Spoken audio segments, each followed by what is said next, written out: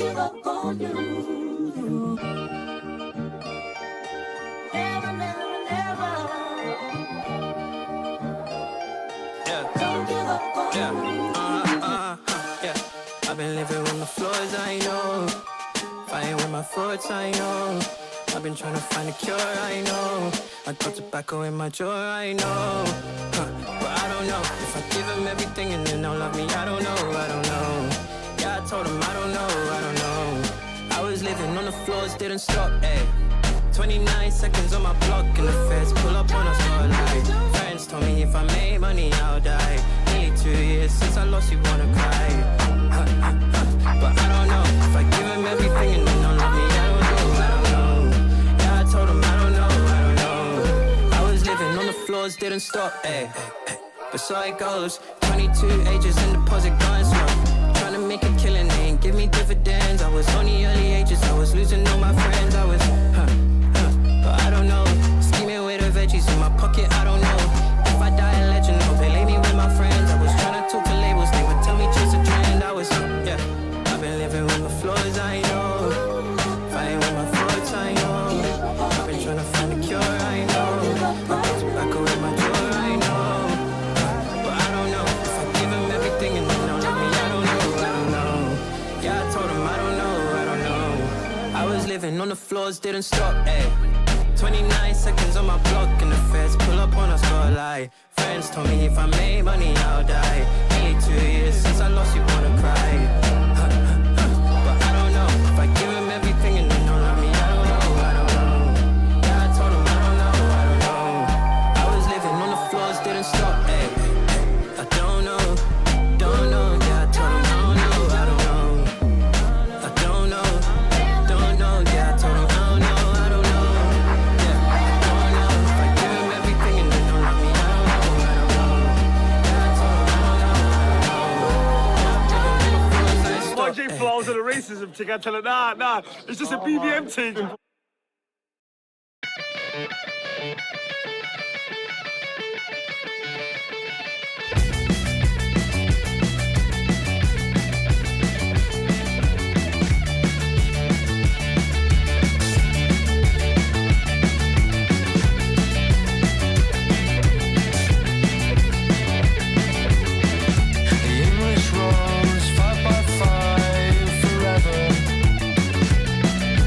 Everything's over the line.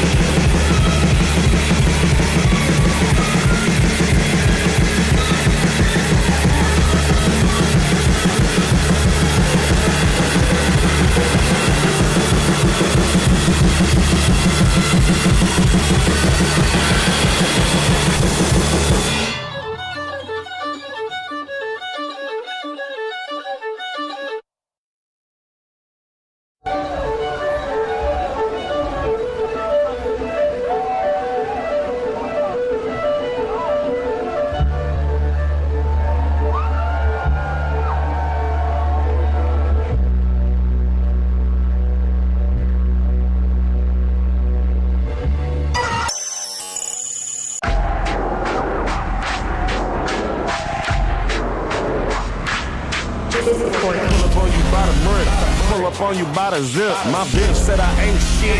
Bitch in UK like come over. I'm like, baby, I'm on my way. I might need a zipper, yeah. Or start tweaking like Kanye. I paint your hair like Dennis Rodman. I put it on, I ain't into fashion. They sound the new old dirty bastard. I got PTSD from all that trap. I'm going to hell for all that capping. I'm the one invented blue magic.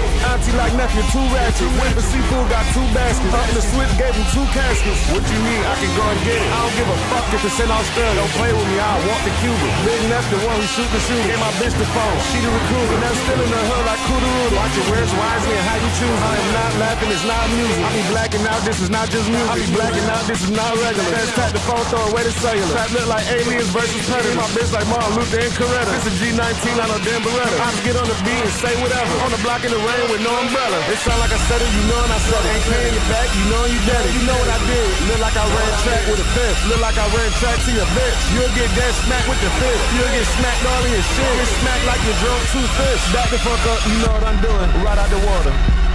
Need me a quarter. Tryna hit a lick. For me and my daughters. Tryna meet the quota. Doing what I'm supposed to.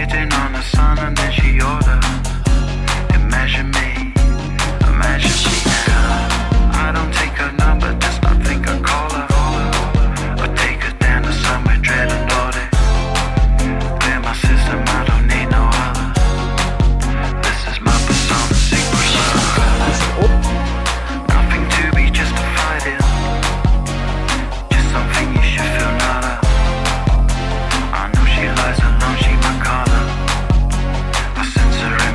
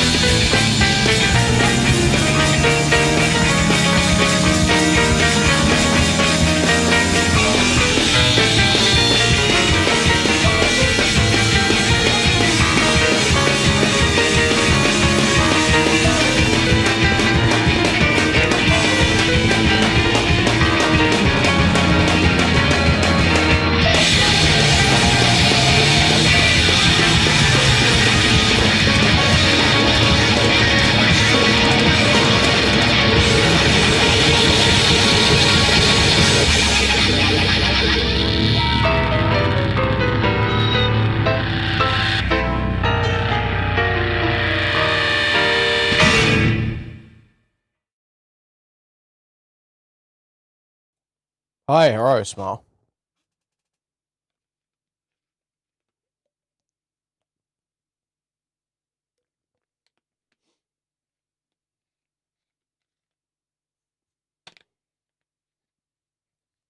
How's it going?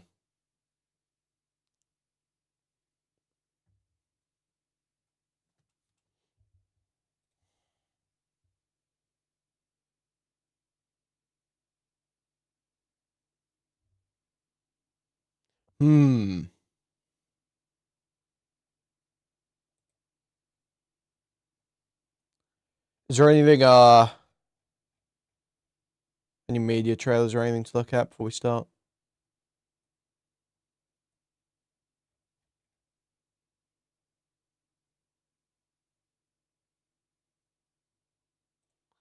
Oh, are they teasing Guild Wars 3?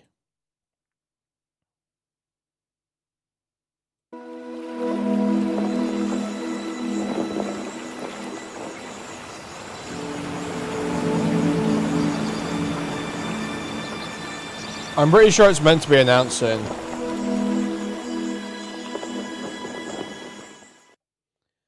I'm pretty sure it's been like bobbling for a while. It's been like there's been a lot of mention in Guild Wars community about it.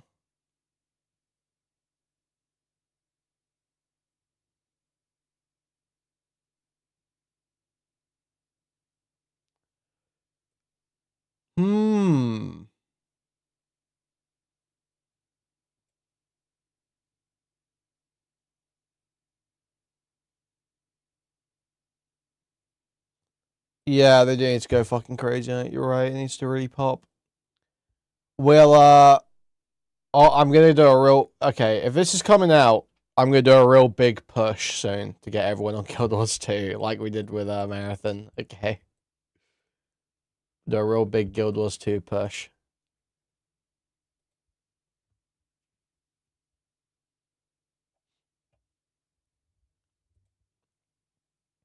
Get some of it done before Guild Wars 3 comes out.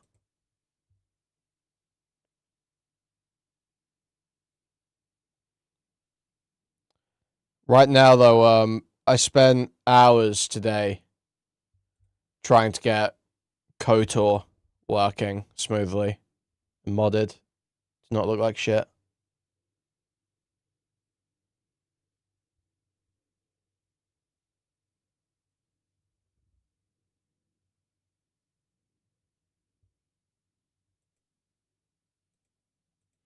So we'll probably play KOTOR. First time. I've played some of it before, I've never finished it.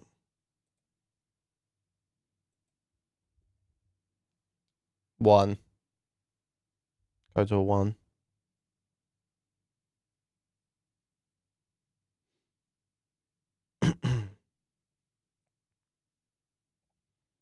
So we'll give that a go.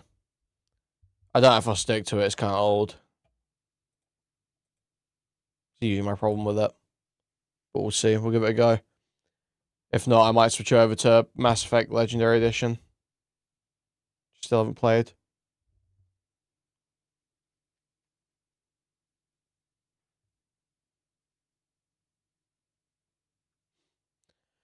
Do you still play Sonic? No, I'm not still on Sonic at the moment. Hopefully there will be a new game soon. I'll get back on it. But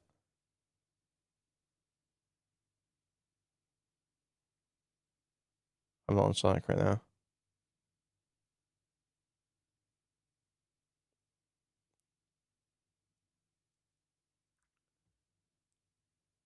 I just don't like CRPGs.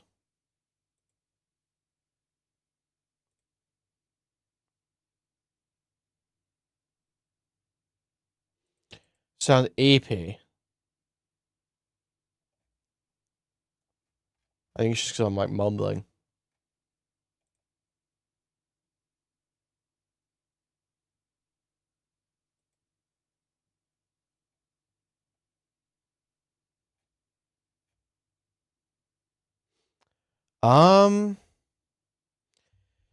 Chill the Lego stuff. I'm so close to giving you just an instant 24-hour for that. I will not be covering this Cole fucking Lego drama. Okay? Go watch Chud. Go watch Parry. Go watch Dickers. Go watch Aiden. Not doing it. Not doing it. You can't make me do it.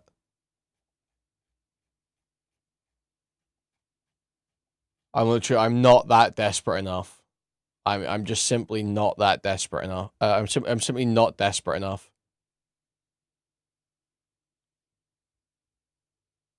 What Lego drama? There's some retarded someone had their Legos stolen and some YouTuber made a video about it, but maybe the video's bad and everyone's arguing about it, and anyone with any dignity is staying well away from it.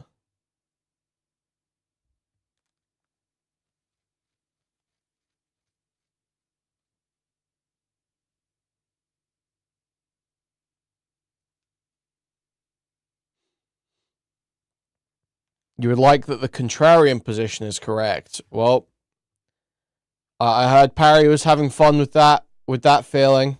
So Parry can have fun with that feeling. He can take that one. I would not be participating in the Lego Call.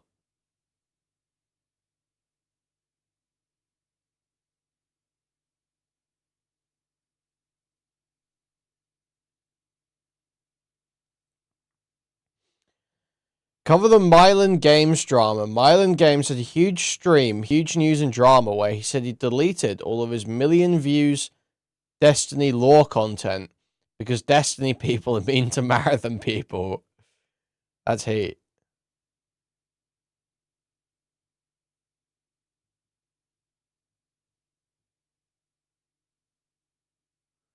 Destiny lore sucks. And you know the most interested? This is the most interested I've ever been in Destiny lore, is when I found out that there's some crossover with Marathon. And I was like, and only in that capacity was I interested in Destiny lore. I've played Destiny for hundreds of hours across both games. I've never given a fuck about a single piece of lore. I play Marathon, I'm like, oh, dude, wait. The Destiny lore matters to this?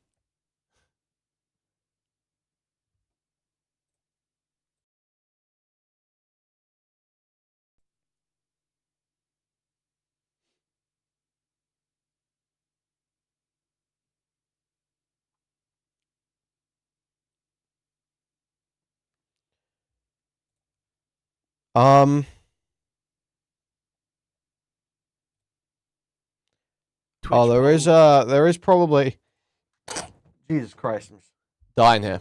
There is probably Marathon Season 2 stuff, right?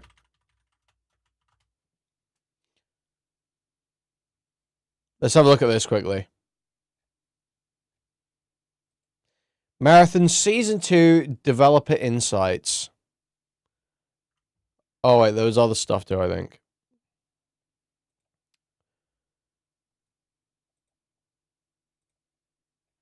Let's do all this first. There's Triage, Shell Cinematic. These are usually pretty good. I like the Shell Cinematics. These usually hit. Also, they just revealed a new mode. The PvP light mode. It's one team. Obviously NPCs. And then a fuckload of rooks. And honestly, that's like kind of okay. I'm like kind of okay with having modes like that.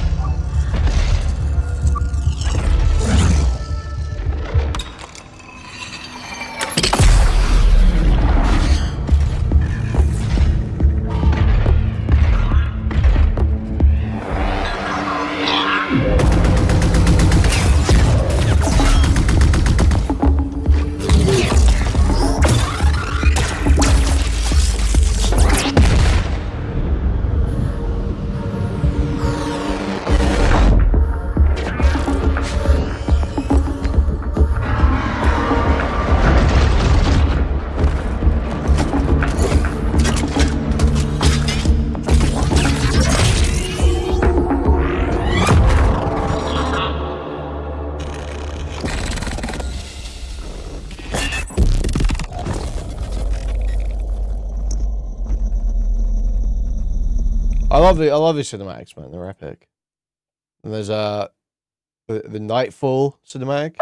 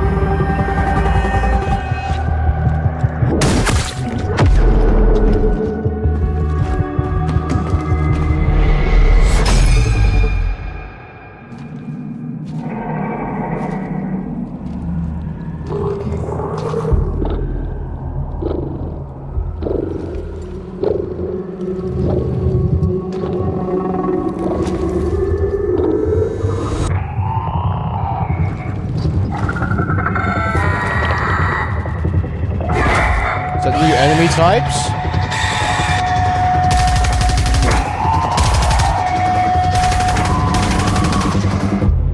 Dude, and they're like these fucking screaming, like, zombie fucking things in this new map. That looks fucking awesome, bro.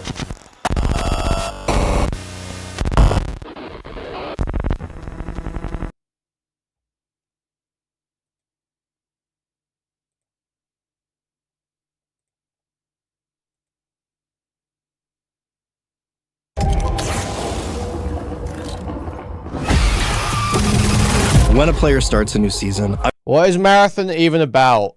You're a sort of synthetic shell that hosts a re-uploadable consciousness that gets sent down to planets where human colonies have failed by companies that had projects there to recollect, to like salvage assets from these fallen colonies and kill other like contractors. That's basically it. That's what it's about. I want them to feel like we've been able to kind of recapture the magic of like week 1 of Marathon launch.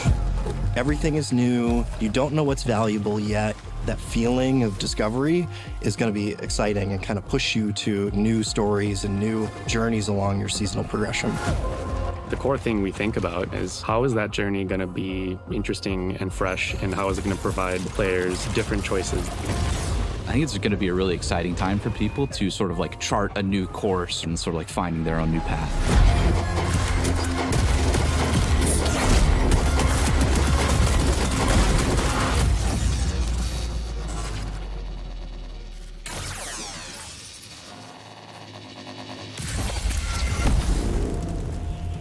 The narrative theme of Season 2 is escalation. The UESC is tired of getting pushed around So by the I leaders, was and concerned that Night Marsh was just going to be, it was literally just going to be Dire Marsh at night, and that was it. But it does look like it's actually a new map, right? It does seem to be like actually different. they're fighting back. As their opposition escalates, so too does the anomaly. One of your jobs is to find out why. From the first moment you infill on Night Marsh, you're gonna feel tension. It is oppressive, unsettling. Next time it's on sale, I'm in there. Well, great news. I believe it's going to have a sale very soon. And not just that, but for the launch of Season 2, which is like tomorrow or something, it's going to have a free week. It's gonna have a free week. You'll be able to play for free for the next week. This factor gets ratcheted up. As night falls, the anomaly intensifies and digital psychosis hallucinations start to affect you.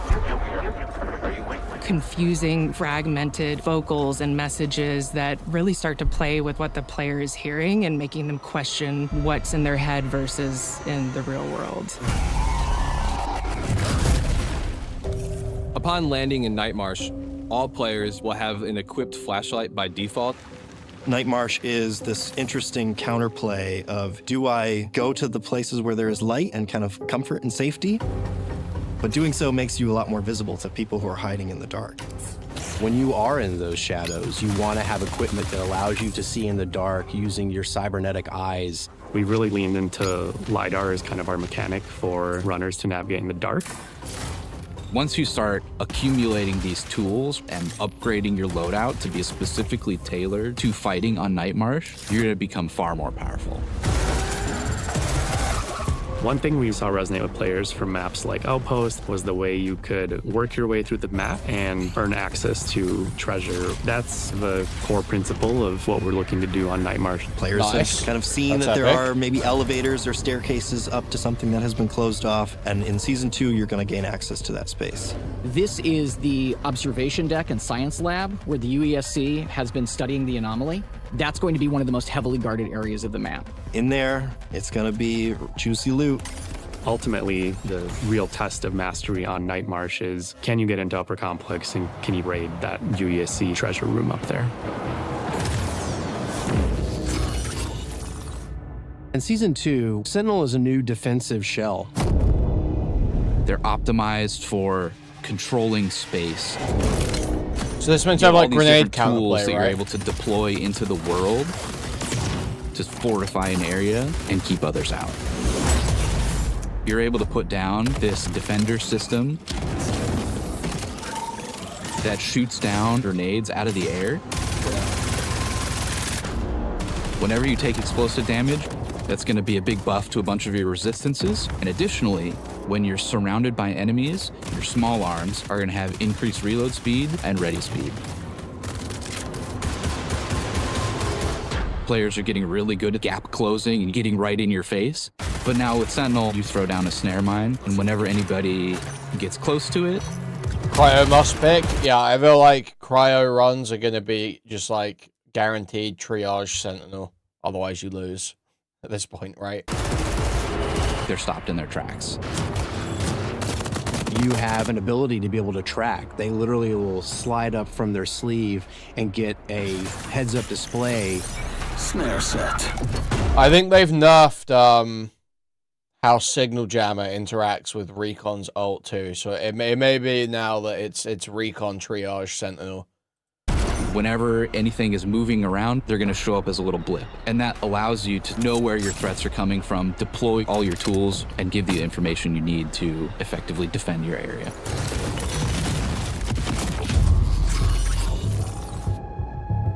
The seasonal reset allows us to change the journey of the things that you're going to care about. Just because you experienced it in Season 1 doesn't mean it's going to play out the same way in Season 2. We are taking a holistic look at every mod in the game, every mag, every optic, every chip, and seeing where they sit, what people like about them, which ones people don't like. We're flipping implants on their head. Now an implant is going to be perk first, stats second. You look at the name of the implant, and that's what the perk is. That's what it does. Dude, that's so much. That is so much better. That is so much better. That is so much better, dude. Literally, you pick the idea that anyone was picking their fucking implant based on stats. Like, no one is. You're always picking based on perk.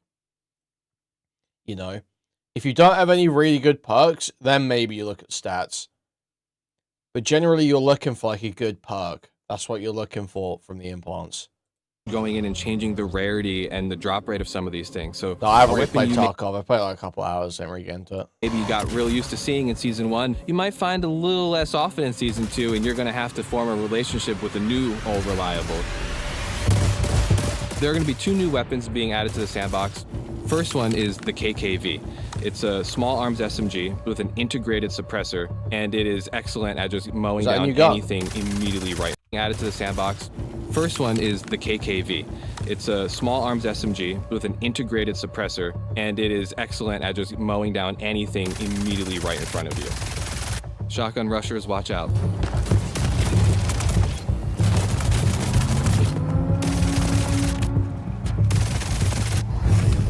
The second gun is the D54 battle pistol. It comes with an integrated red dot optic.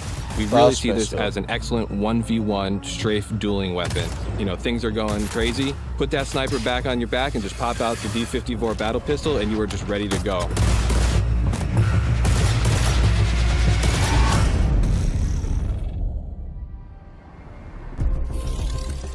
In Season 2, everyone gets this fresh start, and they have a chance to go back through that journey from zero to hero. It allows us as designers to look at what we did and say, hey, how could we do this better?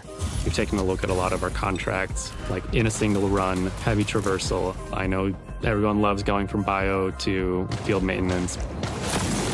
How do we still keep the magic, but just remove some of those frustrations where it feels like you're throwing yourself against the wall?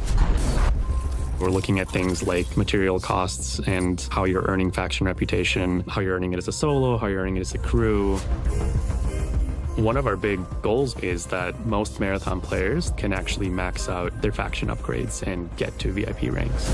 You're our ticket, our dead of night infield. Wait, they say they're making it easier to progress in the factions. One of our big goals is that most Marathon players can actually max out their faction upgrades and get to VIP ranks. Yeah, I think so. You're our ticket, our dead of night infiltrator. What we're really ultimately looking to do is make it so we're alleviating all of those challenges that might be. It's just so real, the whole Bungie fighting for livelihoods. It's just like starving Destiny player. You know, Destiny player starving, dehydrated, desperately getting little drips from the pipe. A whole big pipe going to me, big fat marathon player. Big fat marathon player drinking all the water. Drinking all the water. Blocking you from continuing to grow inside of the game.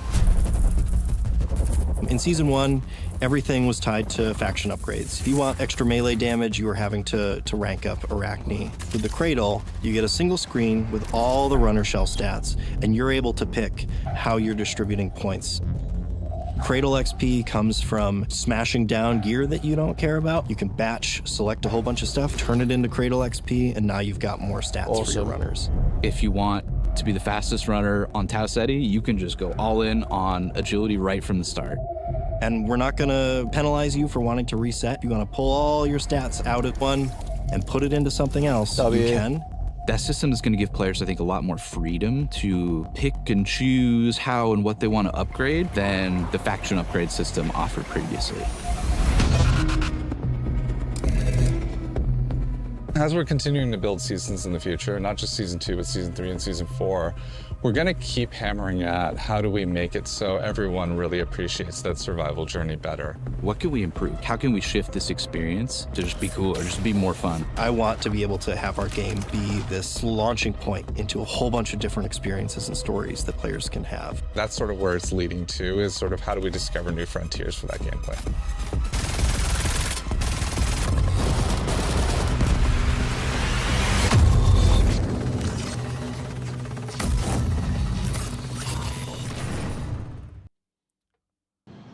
"14 minutes of new Night March gameplay." Is it showing the Cradle?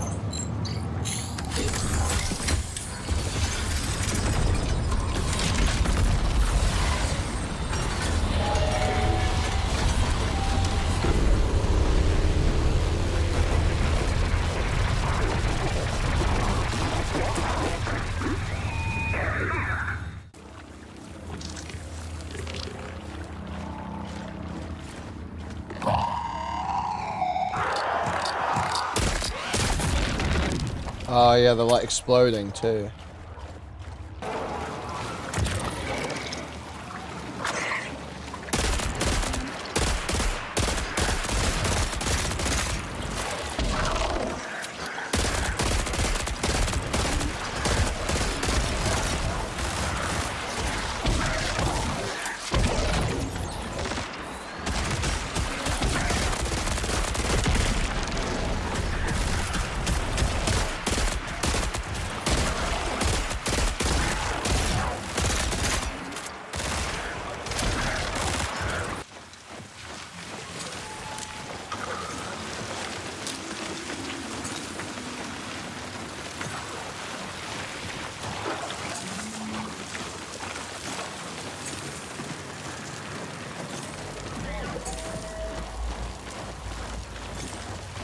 Well, you gotta remember this is like probably retarded gameplay, right?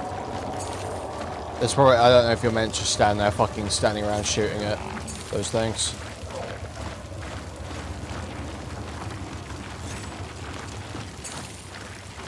How's it going, JP?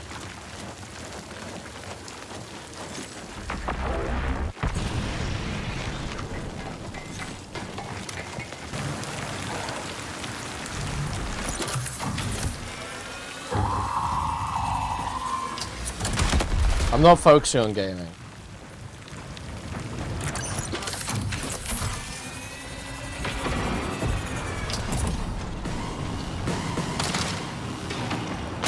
Later, JP.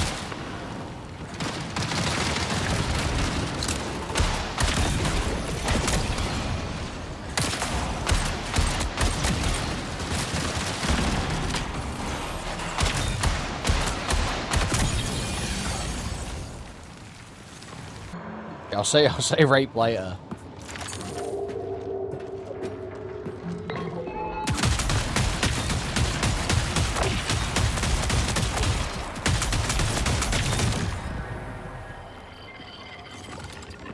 Is this how night vision works in Hunt, then? Is that what you're saying? I like this night vision effect. I like the like red lines and shit. It's cool.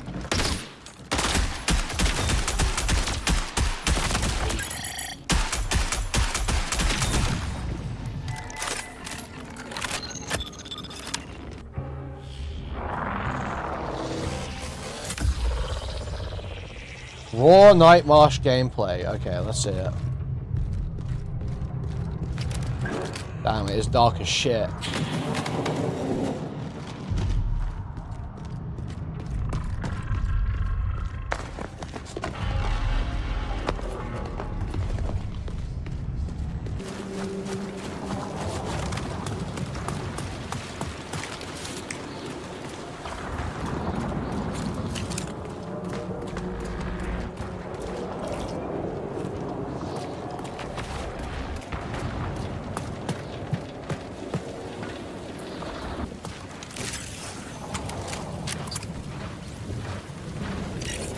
Looks like trouble. Let's get patched up.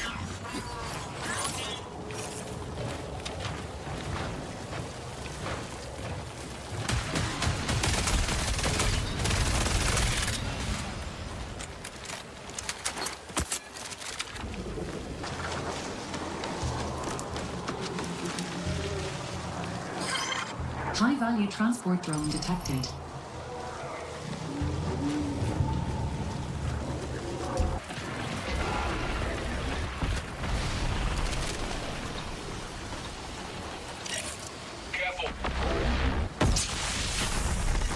Yeah, that's when Marathon's best though, when you're scared and paranoid, you know? When it's tense as fuck. Let's see what we catch.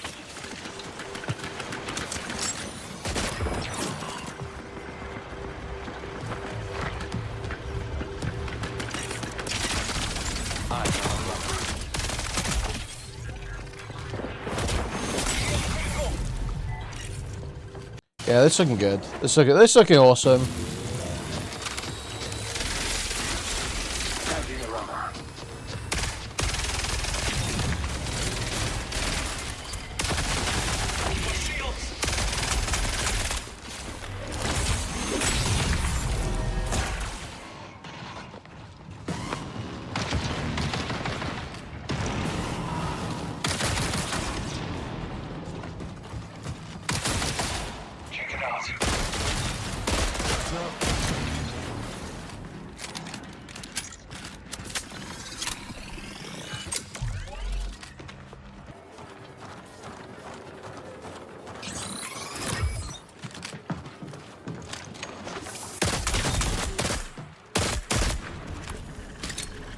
Frag out.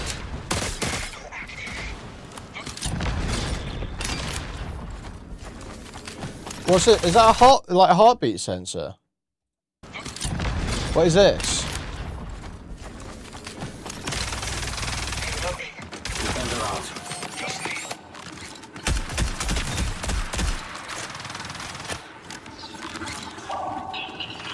It's new shells thing. Gator. Shields busted.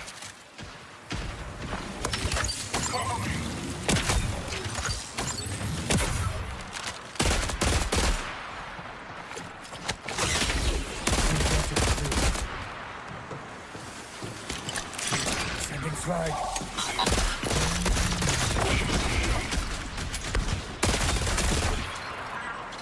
Barricade ready.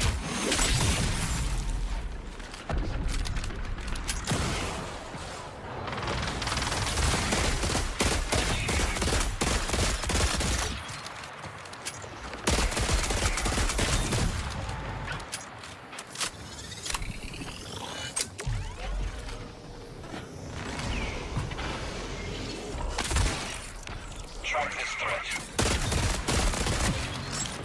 Pulling pin. Alert. An anomalous rift has been detected. Signal recall window closes in 20 minutes.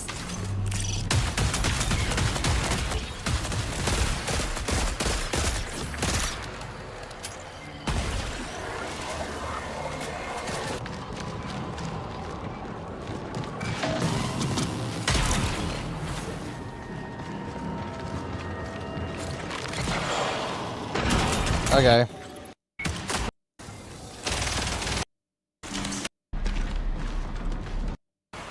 I think I've seen enough. Looks heat, looks awesome. Will be playing season 2, obviously.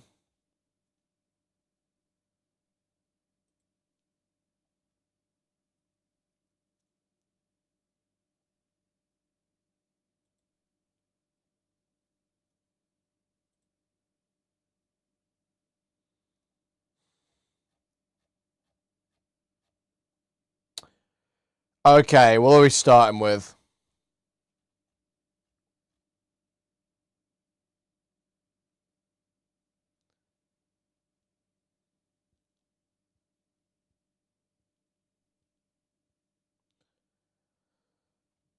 So there's all this Twitch stream with DMCA stuff, Cutie Cinderella and Ms. Kef and all this shit.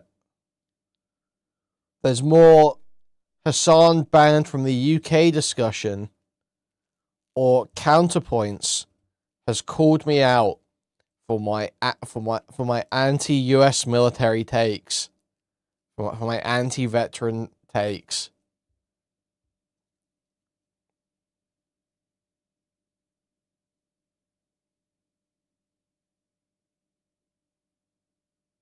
He snarked me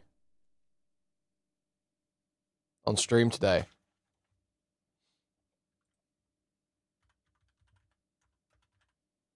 Cover Kino Casino again. I bet there's just a bunch of people that have it out for Kino Casino and they're just desperate for me to like really fight with them because no one else will. But I don't have that much heat. I'm going to be honest.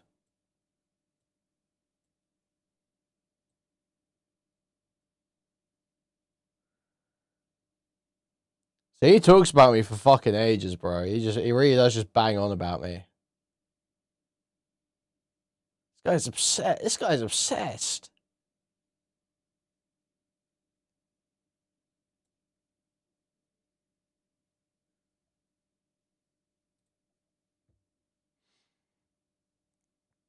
Whoa, buddy. Yeah. This guy's obsessed. Yeah, well, what was I gonna say? So he's cog watching you. Suffrage, yeah. I can't even do it, man. It's so fucking stupid.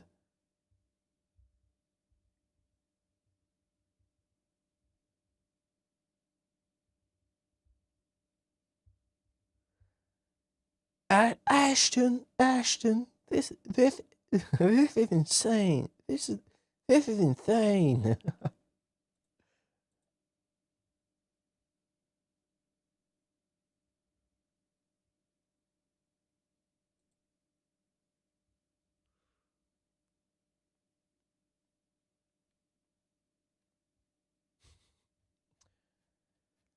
I guess if you, I mean, I was going back and forth with fucking Kino Shay on Twitter again earlier. I was just posting Nox image.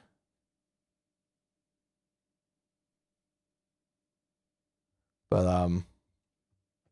yeah, I mean, there's not really much to say about it, to be honest. It's just Kino Shay, like I said in the video, I said obviously he doesn't actually believe that you should just encourage lolcows to do whatever bad thing they're thinking of doing. You know, you wouldn't encourage a lolcow to go molest a child, would you? You wouldn't do that, obviously. And he basically goes, no, I would. It's like, no, you wouldn't. So stop the gay LARP. No, you wouldn't. Stop the gay LARP.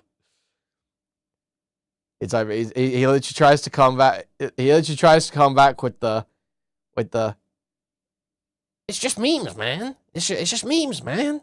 You know, I just love chaos. It's memes, man. You know, Nux shit. Nux Joker LARP shit. It's just so gay. It's literally so gay watching people do this. Dog, it is 2026. I understand it now. I saw someone say this. I don't know if this is a term people used for 4chan in the past, but I heard someone call KFers green Redditors. And it's kind of like, there's kind of some facts in it, I'm not gonna lie. If Kinocopter is, maybe I unfairly associate him with that site, but, yeah, just like, it is like mad Reddit. It's just like mad Reddit. Dude, I just love like chaos and memes. Shut the fuck up. Dude, seriously, shut the fuck up. We all like epic funny moments. We all like watching terrible people ruin their own lives and embarrass themselves. But no one thinks that should come at literally any cost to the people around them. You know? You don't think that. Stop pretending you think that. You do care. You have a line. Stop pretending otherwise. You are... I'm pretty sure, you know, this guy... I've been hearing this guy call into streams since I was like... If it is Kino Shay, is it Kinocopter is Kino Shay? I'm pretty sure. I'm pretty sure I remember hearing Kino Shay call into like Ralph's streams when I was like 18, 19. So this guy gotta be over 30.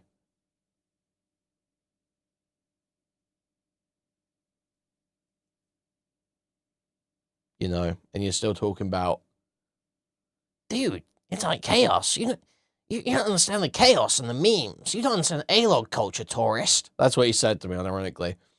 You don't understand A-log culture, tourist. Like actual, this is how like lolicons talk about their hobby. You know? Yeah, the nonchalant bit is over in 2026. We're done with the... Oh, I'm so above it all. Okay, well, I'm deleting that from my chat, because, you know, as much as all these guys are like, oh, no one actually cares about doxing, you know, I do. But, so, don't put PII stuff in my chat.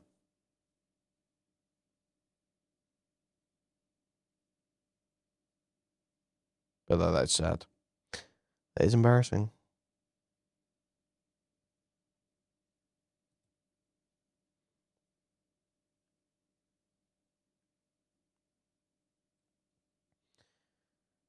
Yeah, true. A-log has been bastardized as a term. It's kind of real. Anyway, let's get into this. Connor's been talking shit about me, guys. Connor's talking shit about my US military takes or something. In his title, he put, Hassan and Kuihman attack veterans, old but gold. So I assume this is some segment I've done at some point where I defended Hassan from what I saw as unfair criticism or virtue signaling, and probably made my own separate offensive comments about US military veterans. So let's take a look. Classic 1000s Brand new humor. song. So, anyways, let's do this. And let's do this. Let's do a little intro. It should be fun. It should be fun. Basically, we're going to be talking about war.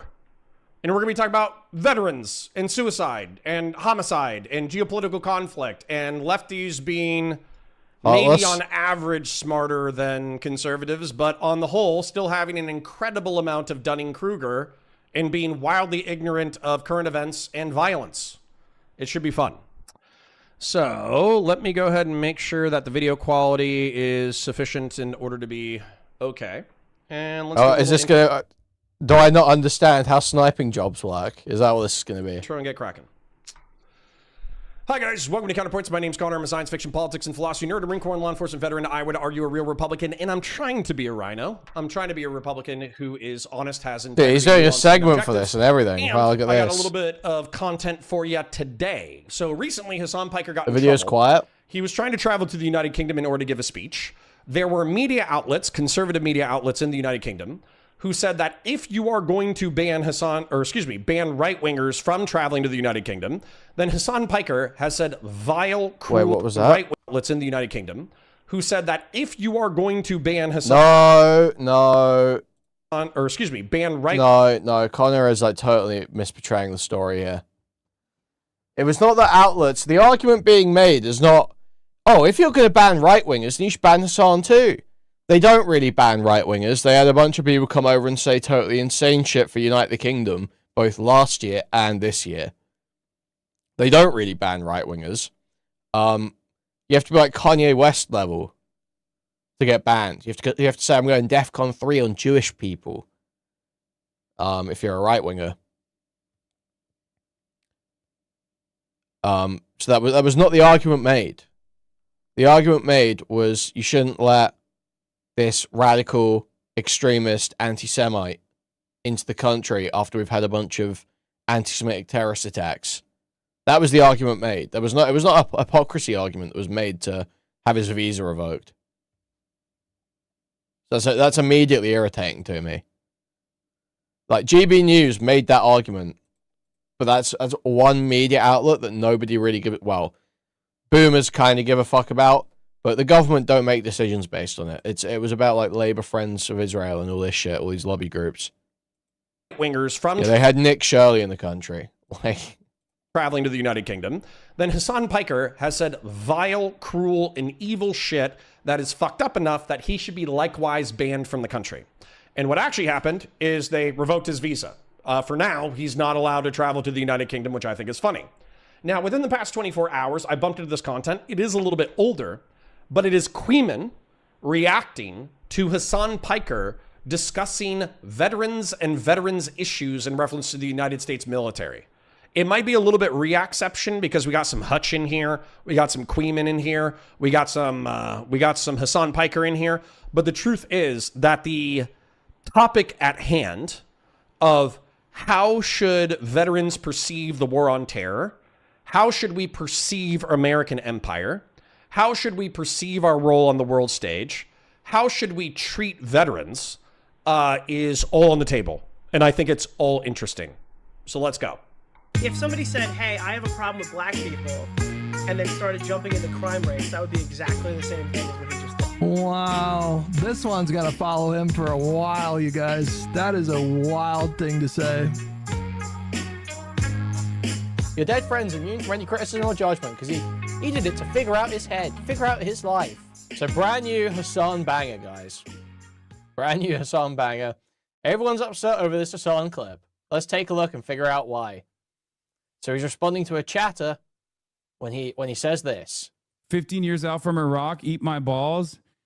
Do you even have your balls remaining, or did IED explode them for you, dumbass? Shut the up talking about Islam. You are an infinitely bigger terrorist than any random Muslim ever could be, dumbass. Shut your ass up. Go enjoy your PTSD, asshole. You. Imagine having the audacity to be like, yeah, I went to Iraq. I went to Iraq. And it's actually Islam that's the biggest danger. You're the danger, briefly, idiot. But I'm quickly remembering. This is the video where Hutch is like, my friend went to Afghanistan or Iraq, wherever the fuck, to get his life in order, sort his shit out. And then he stepped on an IED. And everyone was like, there was some joke where it's like, yeah, why did he step on an IED? Why did he step on an IED? Because he was out there. I remember this now. This is coming back to me. You're a danger to your family. And a danger to yourself, douchebag. Lol, that's getting clipped, Lamont. I don't give a dude. Shut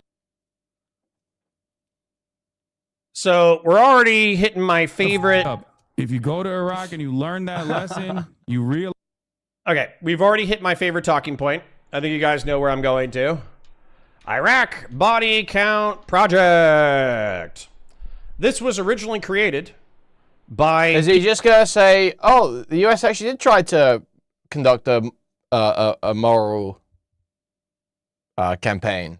Is that what he's going to say? They did practice proportionality and... People who were incredibly critical of the United States regime and their intervention in Iraq. And what they did is they actually confirmed with morgues and medical officers and medical coroners and EMTs and birth records and all that kind of shit, the people who actually died in armed conflict in Iraq.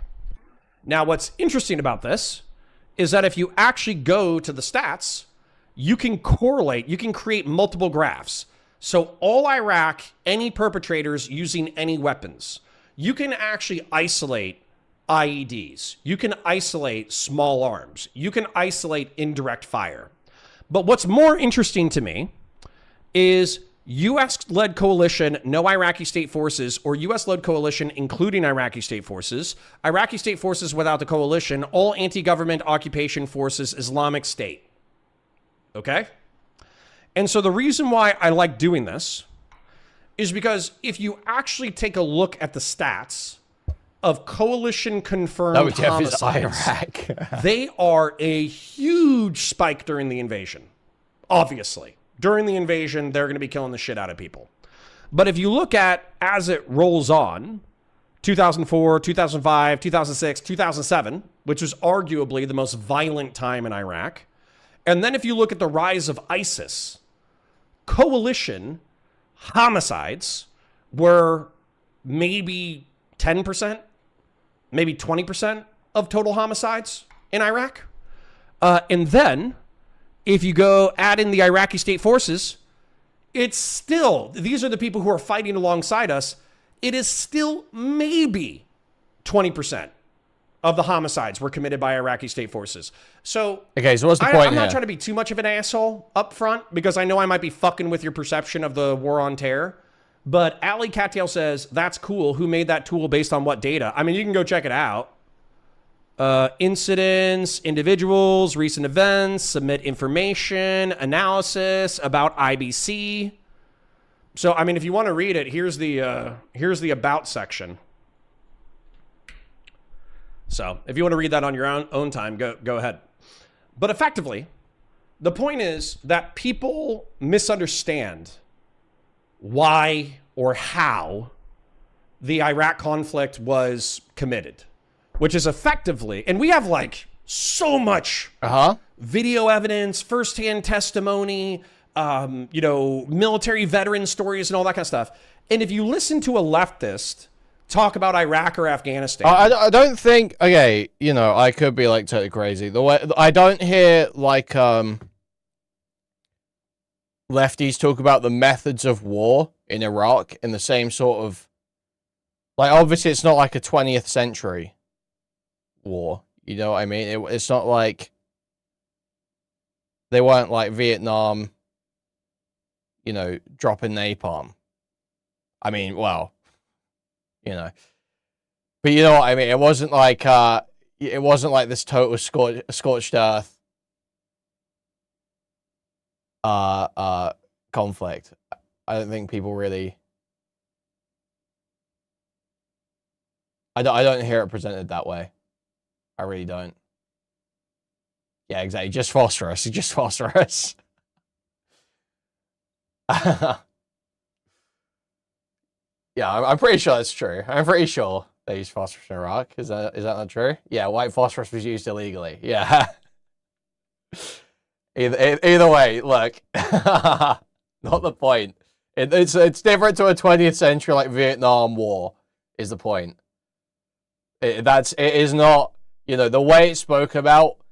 While obviously lefties do portray it as horrific because that's absolutely how they see it, that it is not spoken about in the same way. I thought this is reductive, but hey, we'll keep listening. We'll keep listening.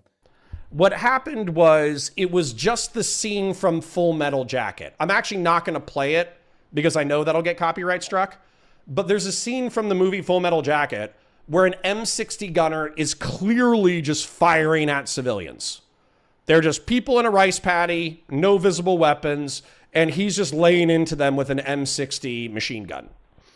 And so he starts talking shit to the combat camera guys who are inside the helicopter. And the combat camera guy says, you know, that's crazy. That's fucked up. You know, how are you shooting women and children? Well, I guess the first question is like, you know, why are you shooting all those people? And then he says, well, anybody who runs is Viet Cong. Anybody who doesn't run is suspected, you know, is well-disciplined Viet Cong. Then he says, oh, I've killed over 200 people. And so one of the combat cameramen say, you shoot women and children?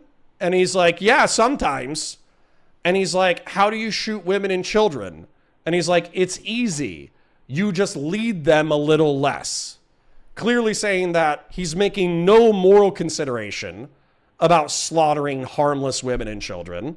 He is exclusively thinking about how to be most effective as a machine gunner, a helicopter machine gunner, and racking up a high body count.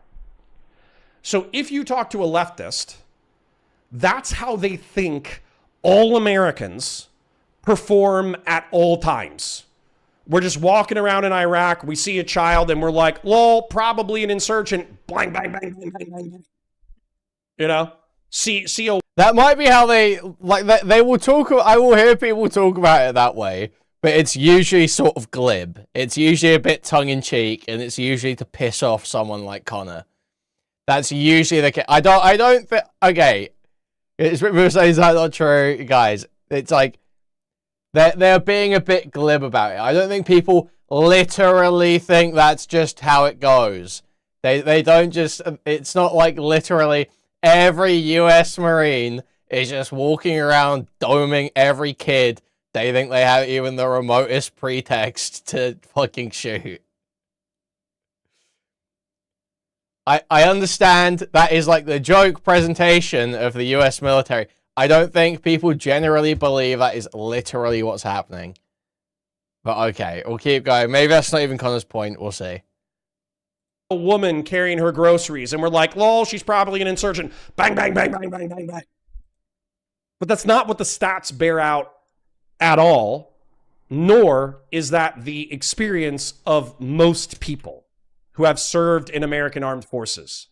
If you want to check out something that actually shows how fucked up the invasion was, while also still trying to work with rules of engagement and minimizing civilian casualties, you must watch the HBO series Generation Kill. Okay? Because within the series Generation Kill, there are straight up firefights. Asymmetric insurgent forces are engaging American forces, and armed combatants shoot at American armed combatants, and they kill each other, and the Americans disproportionately slaughter the combatants due to superior training and technology. Okay? Then, but also there are situations, for instance, like they expect that they've taken fire from a certain house, right? Somebody with an AK-47 popped out of that house. They shot at the trucks. Well, that was 3 hours ago. And an officer wanting to get a medal called in an airstrike on the house. And immediately outside the house is a family playing, and they get wiped out by the bomb. Like family of 5 just fucking annihilated by a coalition airstrike. Then there's situations where vehicles are approaching the military convoy. I know I'm long-winded. I promise I'll try to wrap it up momentarily. But basically there are situations where vehicles are approaching American armed forces, and it's difficult to ascertain whether or not they're enemies or insurgents, or whether or not they're civilians. And then the Americans open up and they kill civilians. That's what happened. So, once again, this whole narrative that Americans who need college money just become bloodthirsty fucking freaks and then run around in the Middle East and North Africa slaughtering men, women, and children out of an unslakable bloodlust is not borne out by statistics, and it's not borne out by history. Moving on. Realize that was wrong. I mean, I feel like it's like a glib, hyperbolic presentation that he's fighting. Like, he's like fighting the straw man, you know? Yeah, that's not. Yeah, I don't think literally every U.S. Marine is this bloodthirsty psychopath. Stop fucking around. Welcome here. You come back from Iraq and you fucking talk about how this was actually awesome and I hate Islam. Then you didn't learn anything. You're goddamn cattle. You're sending the Marines aren't all angry, demonic, evil rapists. Dude. People like you to be in a similar predicament to yourself. Whatever, bitch. I'll start live Just streaming most on of YouTube them. tomorrow. Suck my dick. No, you're getting clipped. By who? The people that have been literally begging for American sons and daughters to go and die in Iran for the last 2 weeks? By people who keep going, yeah, based. No, we got to give more money to Israel. Those people? I'm sorry. This is just an appropriate energy to have right now. I'm sorry, it just is. This is the appropriate level of energy to have for someone coming into your chat saying, I was in Iraq, Islam, Iran, Operation W. This is the appropriate energy to bring to that person. People who are going to turn around. So this is going to be a key point. I wonder if Connor engages with this segment. I haven't seen any of this yet. This is a key point. Hassan is saying this shit, not just in general, but specifically to a chatter who claims to be an Iraq war vet, who says they hate Islam and that the Iran operation is awesome. The Iran war is awesome. Then now act as though they give a shit about veterans. The same people like Asmongold who celebrated when that Navy SEAL with his uniform had his arm broken. Really?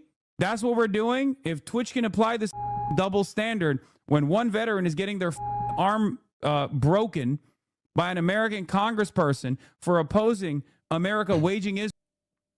You guys be good faith. So this is just retarded. I don't even know why I respond to bandit comments, but can you guys be good faith and imagine a world where America and Israel didn't exist?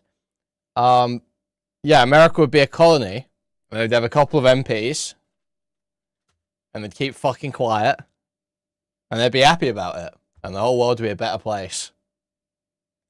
Israel's wars.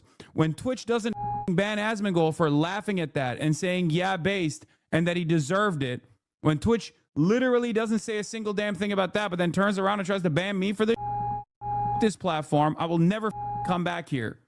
Y'all are a bunch of dumb too for being like, oh, you're gonna get clipped. I know, Frugals. I On know. Twitch when they didn't even do anything yet. Yeah, but I honestly wonder. Like, I feel like he did risk a ban with this clip a little bit. I honestly wonder whether that gave him a bit more protection, whether going off like that and bringing up the double standard at the time almost gives him a bit of a buffer, you know? Because they do just hit Hassan now. They do hit him. They'll only hit him for like a day. It's not like he's getting like big bans. But they do just hit him now, just to be like, look, we're doing something, we're doing something. A motherfucker doesn't even realize his own lived experiences should have taught him a very valuable lesson. This was uploaded on March 20th. The main reason why I'm bringing it up is because I just watched it and I thought it was a decent launch pad for talking about American geopolitical position on the world stage.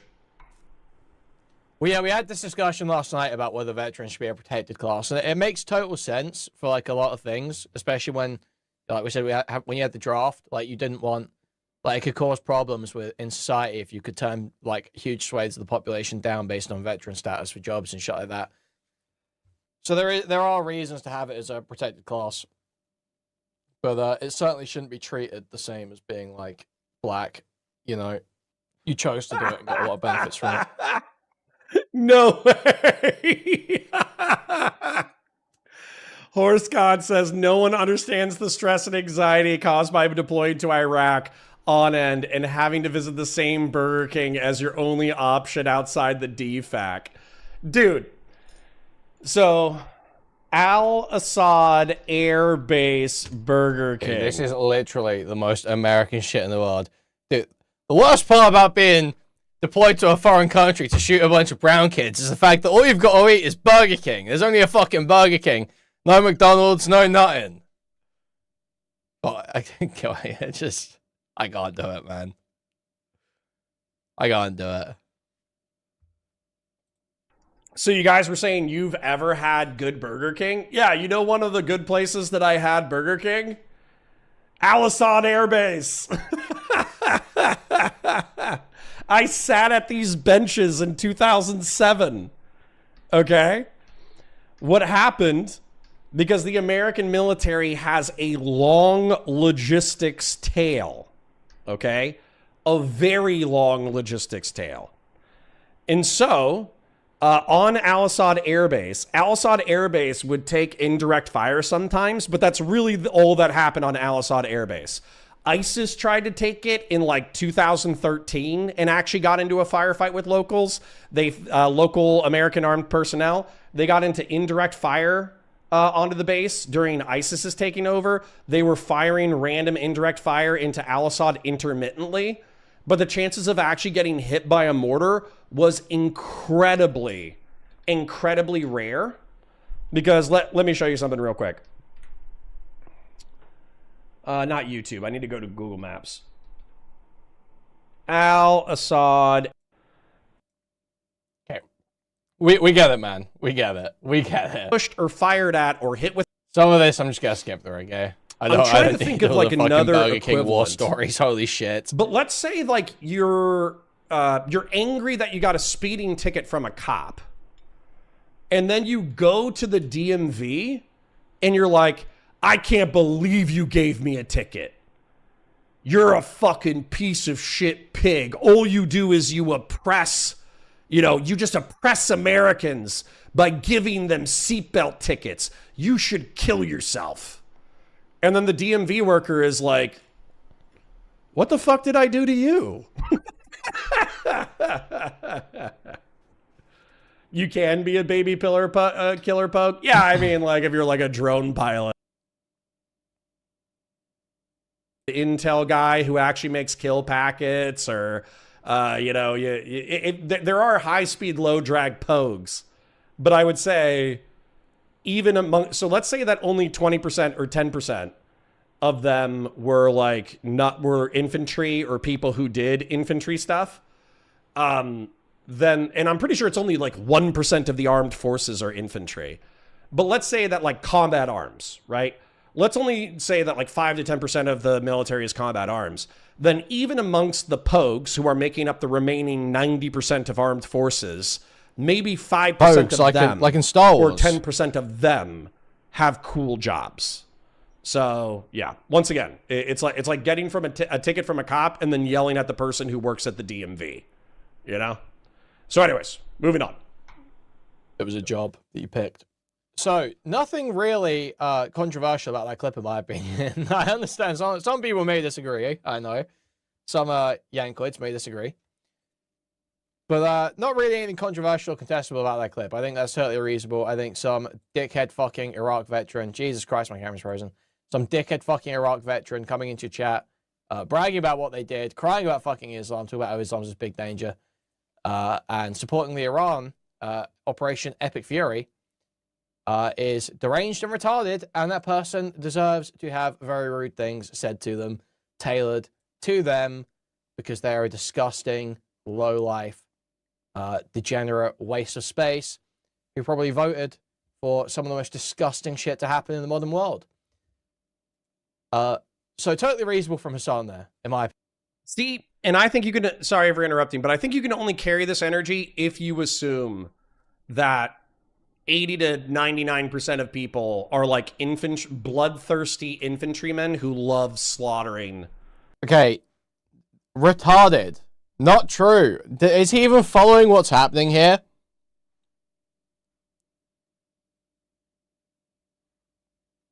Or is he just talking about the regretting thing? Regretting going out there, like... So what is happening here is someone's come into Hassan's chat, said, fuck Islam, I love a war in Iran, I'm an Iraq war vet. That's TLDR what they said. And Hassan's gone off at them, saying, damn, you didn't learn shit out there. Fuck you, retard. Why are you supporting this shit? Fuck vets who don't regret going out and admit that that shit sucks.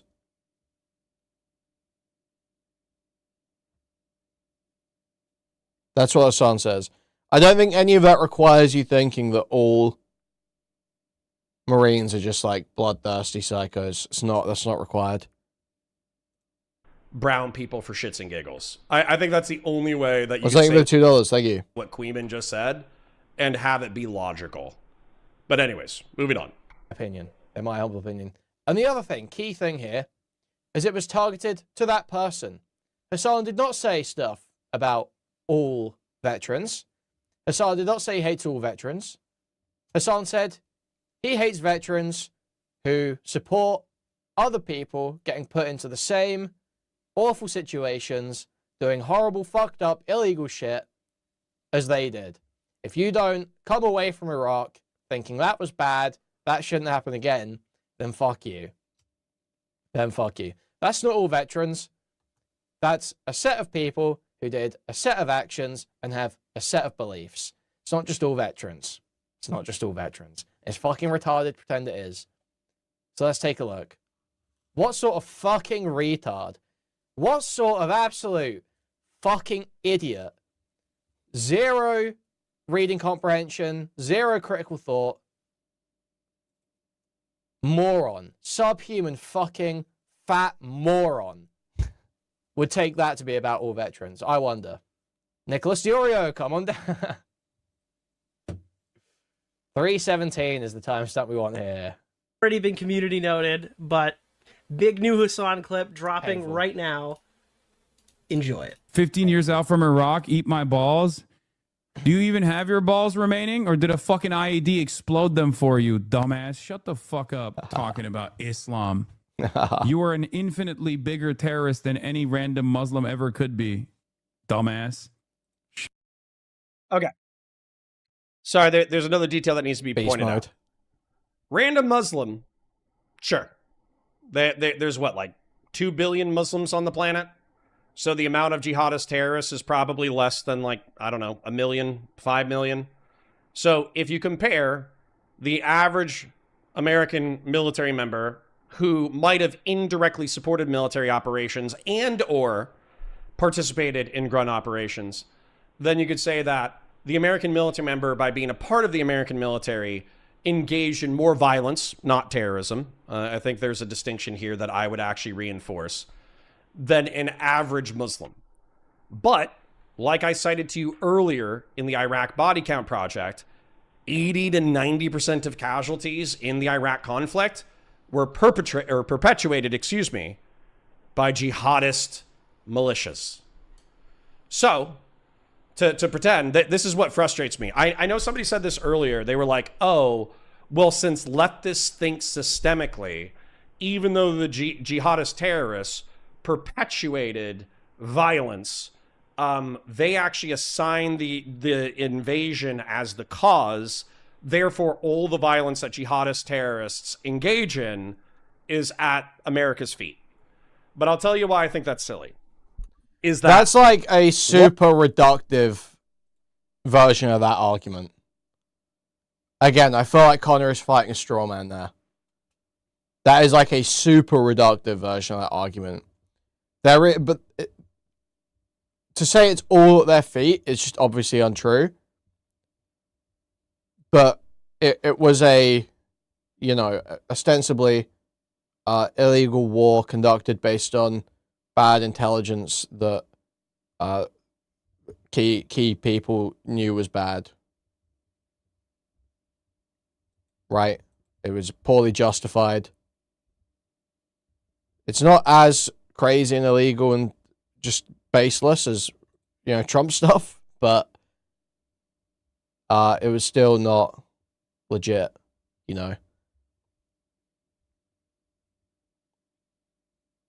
Law enforcement, arguably from a systemic perspective, could be argued to oppress black people in the United States. But the homicides committed by black criminals are their own crimes and crosses to bear, spiritually, morally, criminally, etc. Now, it's descriptively true. Watch us drive. That if law enforcement approached law enforcement and social conditions a little bit differently, a little bit more of a carrot and a stick approach than just a stick approach, then maybe we could find some kind of balance between carrot and stick that substantially reduces American homicides. And, the government should explore the nuances of that policy. However, in my opinion, that's not what lefties are alluding to. They're effectively making the same argument that because American law enforcement oppresses black people. You're more right than Connor, who's a veteran, embarrassingly, but you're still wrong as hell. Okay. Like, all American feds and veterans are just gonna be like, oh, actually, no, here's this minor detail you're getting wrong, and that means you don't understand any of it. It's like, okay, sure, man. No one cares. None of this shit that hard, bruh. Okay, I'm smart. I'm smart as hell. I can figure this shit out. I don't need to know about the military.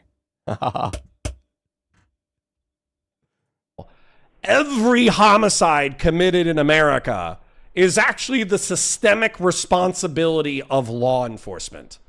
And not only is that an incredibly unnuanced, borderline fucking dumb fuck systemic analysis that is horrifically unnuanced, but additionally, it does nothing for the people involved within perpetuating the system.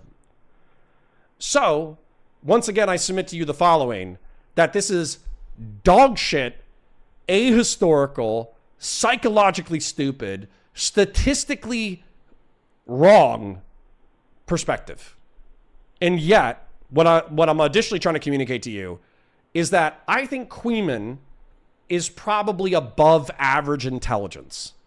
But just because he's above average intelligence doesn't mean that he hasn't bought into a dumb fuck narrative that's popular. Okay, I don't understand what narrative it bought into. I do not believe that literally all US military veterans are psychopathic child killers. That's a glib, tongue-in-cheek presentation. Because that's mainly employed for rhetorical purposes because they believe that the war itself was immoral and illegal. I just don't think that's something that people broadly think. Most people of above average intelligence. And people of above average intelligence, I can't put on my cam because my hair's all fucking frizzy, dude. I can't put on my cam. 110 IQ. I'm at a point now where if my hair doesn't dry right, or at least within an acceptable window, I'm not, it's not happening. Are incredibly wrong about shit all the fucking time. I've seen my hair, like, good on good days now. And then I see old videos where my hair's on bad days. I'm like, I can never let that happen again. We have to get this perfect. Now, 80 IQ people might be wrong about more things more of the time. Exactly. I was getting shit from Chud for this. This guy wears a hat now. This guy literally wears a hat every day now. Indoors. This guy is like on some Tim Pool shit. And he's like talking about me not getting on camera. It's crazy. But 100 to 110 IQ people do think they're smarter than they actually are, do think that they're more knowledgeable than they actually are, do think that they're more worldly than they actually are. And so therefore, they buy into incredibly dumb fucking narratives. Okay. Now, I did get a super chat. Real Serious for 100 Argentinian peso says, it's logical if you view the U.S. as equal to Nazis, essentially. We would probably be okay with... Yeah, hat plus Finny. Literally the most cucked combo to ever exist. You take him Finny, and you wear in a hat to hide your hairline. One or the other, buddy. One or the other. Talking about the Wehrmacht Nazis this way due to the actions of the SS. Sure. But, real serious, let's say that Germany invaded Poland, okay? And rather than 90% of the civilian casualties being Germany slaughtering Jews and Poles, it was instead Germans killed 10% of the population because they were engaged in counterinsurgent warfare. And then 90% of the casualties caused in the Polish Civil War would be two factions fighting over the country. Like maybe like a pro-Russian faction and a pro-German faction, right? And I don't even think that's true because even the quote-unquote pro-German faction in this analogy doesn't work because, once again, Iraqi state forces that served alongside the coalition were maybe 10 to 20% of the casualties. So this would more be like like the Germans are in control of Germany. There's a Polish nationalist faction and a pro-Russian faction, and they go to the Civil War, and 90% of the casualties are a result of that conflict. So, yes, Germany invading was the trigger of the Civil War, but the perpetuators of the violence are actually the factions fighting for the future of the country. So, okay. The argument would be that the decision to go into Iraq was the cause. Police are needed in your own country. Military invasion of Iraq wasn't needed. Well, I mean, you say that. But for instance, like if we go to World War II with the occupation of like Nazi Germany or whatever, I don't think you would be arguing that like there's never a case ever to invade a foreign nation and impose martial law, right?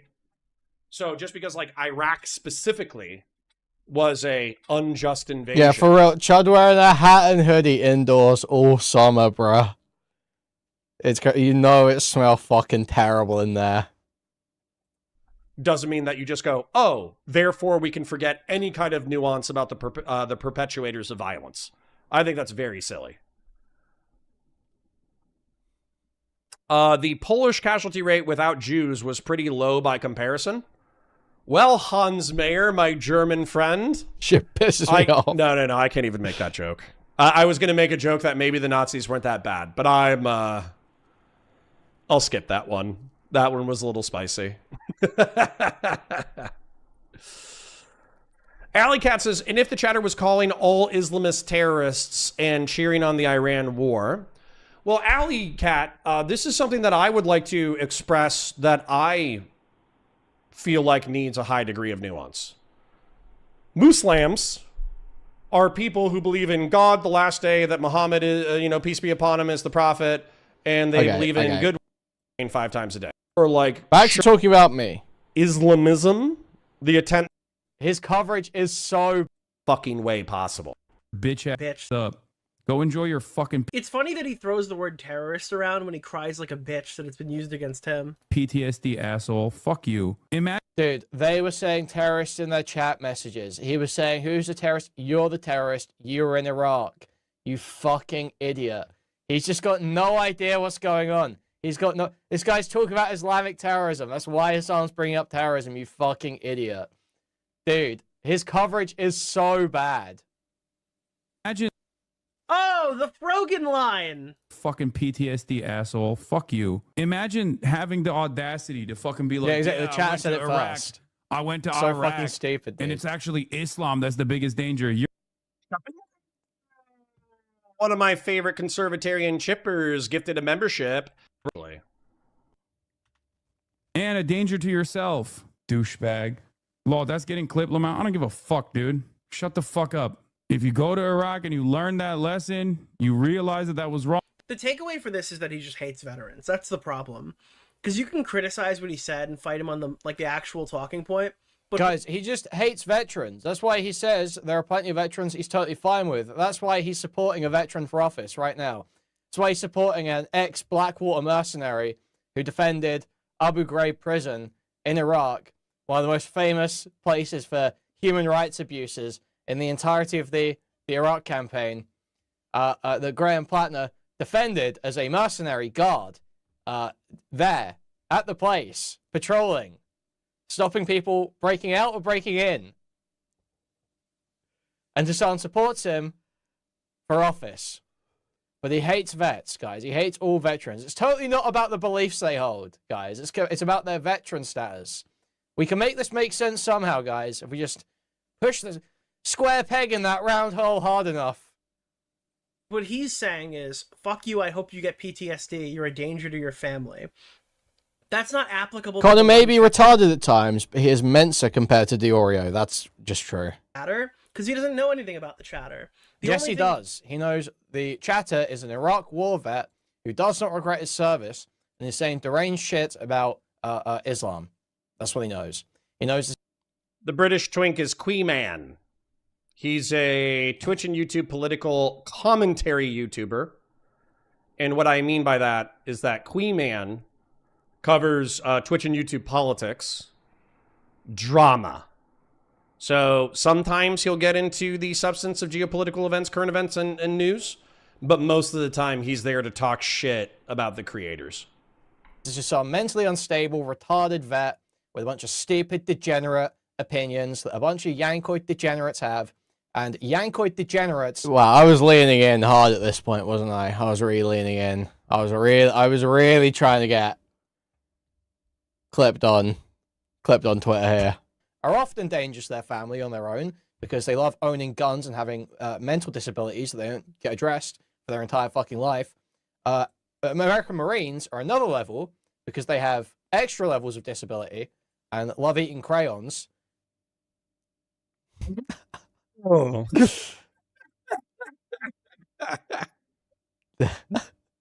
Listen, man. If he's being descriptive, he's being very mean. But is he wrong, though? W. Connor. W. Connor.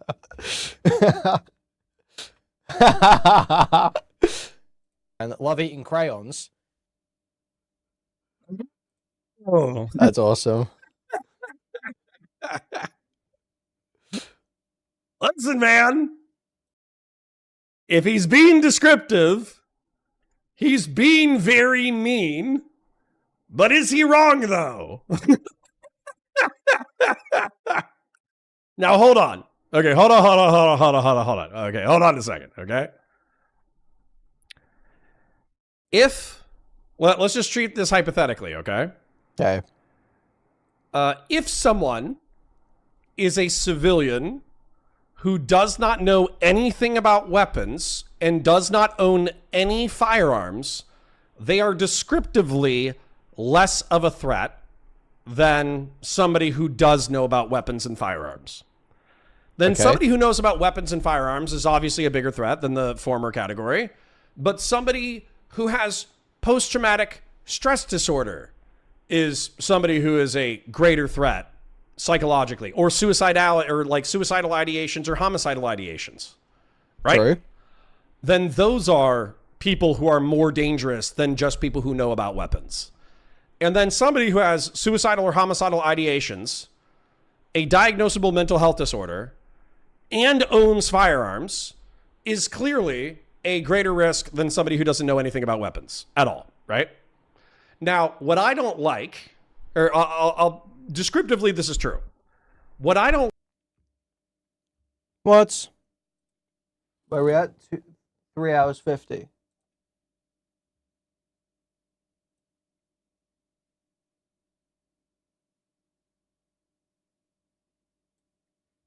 weapons at all, right? Now, what I don't like, or I'll descriptively, this is true. What I don't like, though, about this true description, quote unquote, is that the moral content of that description matters. So, for instance, let's say that... Okay.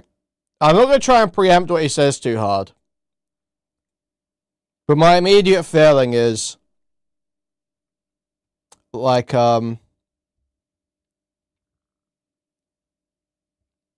this is obviously inflammatory, deliberately, and it's purposely aimed at the idea of people who do nothing to remedy that potential threat. Right? So I feel like what Connor's about to say is, oh, well, the moral content is that these people have been through a lot and they serve the country. So I'm not going to preempt too hard, but I feel like that's roughly. You have a homicidal ideation about somebody who cuts you off in traffic. I'm clearly going to judge the homicidal ideation of somebody cutting you off in traffic rather than you homicidally fantasizing about slaughtering kittens, right? The moral concept of the homicidal ideation clearly matters. And then similarly, I would say that the suicidal ideation, the severity should be calculated. So for instance, let's say I'm an alcoholic working my working class job, and then I wake up and I'm just like, holy shit, I fucking hate my job. It would be easier to swallow my fucking gun than it would be to go to my shift. But that's more of like a comedic thought that passes within a half second, and then I get up. Thank you for the $2. Thank you. Up and I go to work, right? That is different than somebody who has constant negative self-talk that believes that they are a terrible person who should no longer exist, and they are moments away from swallowing a bottle of pills or eating a gun, right? The reason why I bring this up is I feel like all of this nuance is lost when you just go, lol, veterans beat the shit out of their families. They're all a step away from homicide or suicide. Yeah, no. So that's retarded. It's like he is just like repeatedly fighting the straw man. It's like you're, you know, and I understand doing that when people are being, you know, inflammatory. And it's easy to fall into doing that when people are being deliberately inflammatory and hyperbolic. But you are literally just fighting the straw man. No one is saying that all veterans are like this. It's a specific, obviously inflammatory comment aimed at people who do nothing to remedy that or introspect or reconsider what they did. That's like what it's about. Right. And so once again, if you were to ask me, do I think the average liberal or progressive is smarter than the average conservative? I might say yes, but not by much. And oftentimes they will repeat talking points that are terribly unnuanced and Thank you for the $4.99 Jim Roy with the Shiba Inu training. Huge appreciated. Thank you so much. Fucking ass. Okay? Yeah. Your super sticker wasn't described. Oh, it was a Shiba Inu pulling his cheeks with hearts appearing. Cool. I don't really know my grandpa or family story still more than above. My grandpa never talked about it. He was on his own deathbed. I literally had no idea I was in high school. Huh. Interesting. Do you think someone has killed for war in the past is more likely to act out on an ideation? Absolutely, Missy. Descriptively, yes. Because I think that, and by the way, the content of who deserves homicide is clearly like, you know, a thing. But the way that military veterans themselves, including those who have killed and those who haven't killed, they say, like, they kind of analogize it to, you know, losing your virginity. So effectively, if you get shot at, you know, that's like getting a hand job. If you shoot at somebody else, that's like oral. And if you kill someone and you know that you killed someone, that's like losing your virginity. So in that case, using that metaphorical basis, if you're basically said, if somebody has sex, are they more likely to have sex in the future? My answer is unreservedly yes. But I think what's implied here is, since that was an unjust homicide because it was a part of an unjust war, is someone who killed someone during wartime more likely to commit murder in the future because they've broken the seal of homicide in the moral and social breaks around homicide? I think that could be descriptively true, but I also think pretending that all veterans are like one bad day away from murder is obviously cope. And it vilifies the reason why veterans are a protected category is I am deliberately vilifying a type of veteran there. Yes, and it's not a 100% accurate summary of every veteran or even the average veteran. It's a hyperbolic, glib statement about a type of veteran with a certain perspective. Is because of the vilification of the category along these lines. Yeah, Caramel Cold Brew says, I've had sex tons of times. I swear. Break that down, please. What do you want me to break down further? When you join the military, particularly the Marine Corps, which is a very violent institution, proximity to homicide actually determines how people view you. If you've committed homicide in the name of American service, then you are viewed as like the ultimate veteran. Whereas if you haven't committed homicide in the name of the Republic, then you're kind of viewed as like, I don't want to say a poser, but you're viewed as somebody who has not lost their violence virginity. The gulf in discipline also exists. True, Jagan. Not only is that true, that's a wildly important point. If you showed me the correlates for murder, I think that a poor working class kid from the wrong side of town has an infinitely higher chance of committing homicide than a military veteran.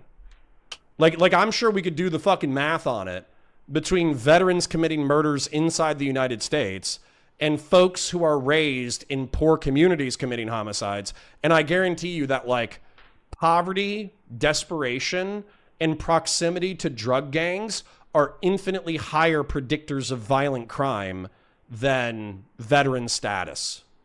So, yeah. Casper says, ew, still? In reference to what? Casper. As a gray name, I'm Connor, just say blacks. Okay, Connor, you're among friends. Just say blacks. As to what you are not finding pleasant. And they're all raped as children, too. And then they grow up and they do crazy shit in other people's countries and they get mentally ill. See, hold up. I think this is funny, but did Kuihman just say like Marines like all eat crayons, get raped crayons, as kids, and they were raped as kids, yep. Which is why they go to fucking foreign countries in order Yep. to rape and murder other people? Yep. Hold on, let's just see Yes. how fucking wild this take is. American Marines are another level because they have extra levels of disability and love eating crayons.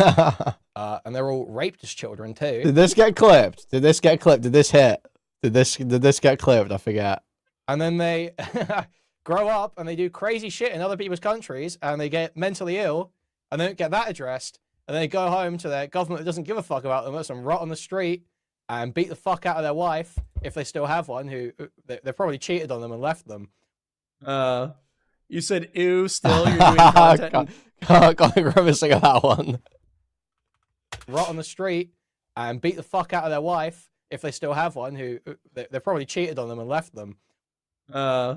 You said ew. Still, you're doing content in general. Well, guess what? If you don't like it, you don't have to be here. I'll help you with that. Bye forever. Everybody wave goodbye to Casper. Bye, Casper. So, Connor, on your sex analogy, have you ever lost your virginity? No. No, I haven't. The only shot I ever fired in anger was, you're not supposed to do warning shots as a cop, and you're not supposed to do, well, actually, you do warning shots as a military member. So the only warning shots I ever, no, I haven't. Hey, to Casper. Bye, Casper. So, Connor, on your sex analogy, have you ever lost your virginity? No. No, I haven't. So Connor's saying he's never killed someone. He's never killed someone. The only shot I ever fired in anger was, you're not supposed to do warning shots. Connor sucks now. Connor sucks. This guy sucks now. What? He's never killed anyone. This guy sucks now. The cop, and you're not supposed to do, well, actually, you do warning shots as a military member. So the only warning shot I ever fired in anger was against an adolescent black bear. And I didn't. Dude. That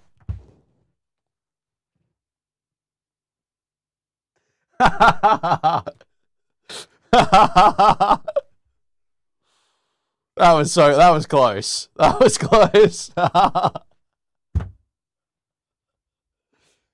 The only shot I've ever fired in anger was an adolescent black bear. Not supposed to do, well, actually, you do warning shots as a military member. That's fake. So the only warning shot I ever fired in anger foaming was at the mouth against an adolescent black bear. And I didn't shoot it. I did a warning shot and it ran away, which makes me sad. Because it ultimately, I didn't kill it, but the bear ultimately did get euthanized because it kept like breaking into people's homes. It was kind of sad. So that kind of made me sad. But that's the only shot I've fired in anger. Now, so but I have been in dangerous situations where, you know, gunfire was present. I was present at somebody getting a homicide. You know, somebody was murdered in front of me, that kind of thing. So and then I've also cleared a ton of rooms, and I've also like arrested really bad people and pointed my guns at them. So what I would say is effectively, I'm like in my opinion, I'm like a violence third baser.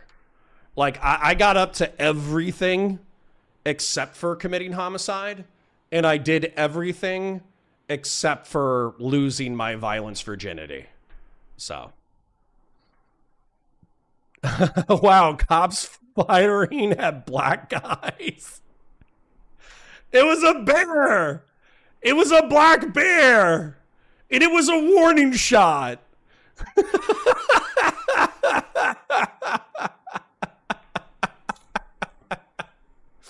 I didn't do a warning shot because it was black. What the fuck? That's cap. Warning shot. The bear was. Stop the cap, Connor. Stop the cap. Bear, a white bear. They're the size. And okay, he looks at bear tangent. Bear tangent. But to be clear, I knew some tangent shit was if gapping. A brown bear or actually shoot the bear.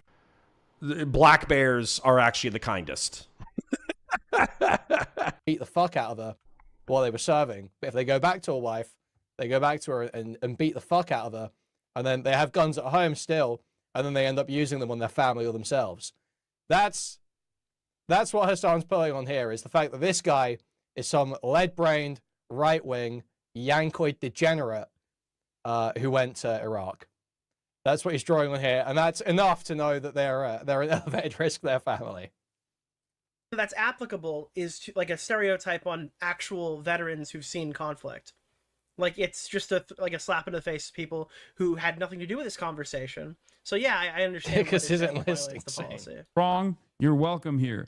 You come back from Iraq and you fucking talk about how this was actually awesome and I fucking hate it. Like the American sniper who was killed by a deranged Yankoid vet. Very true. And it was his own fault too.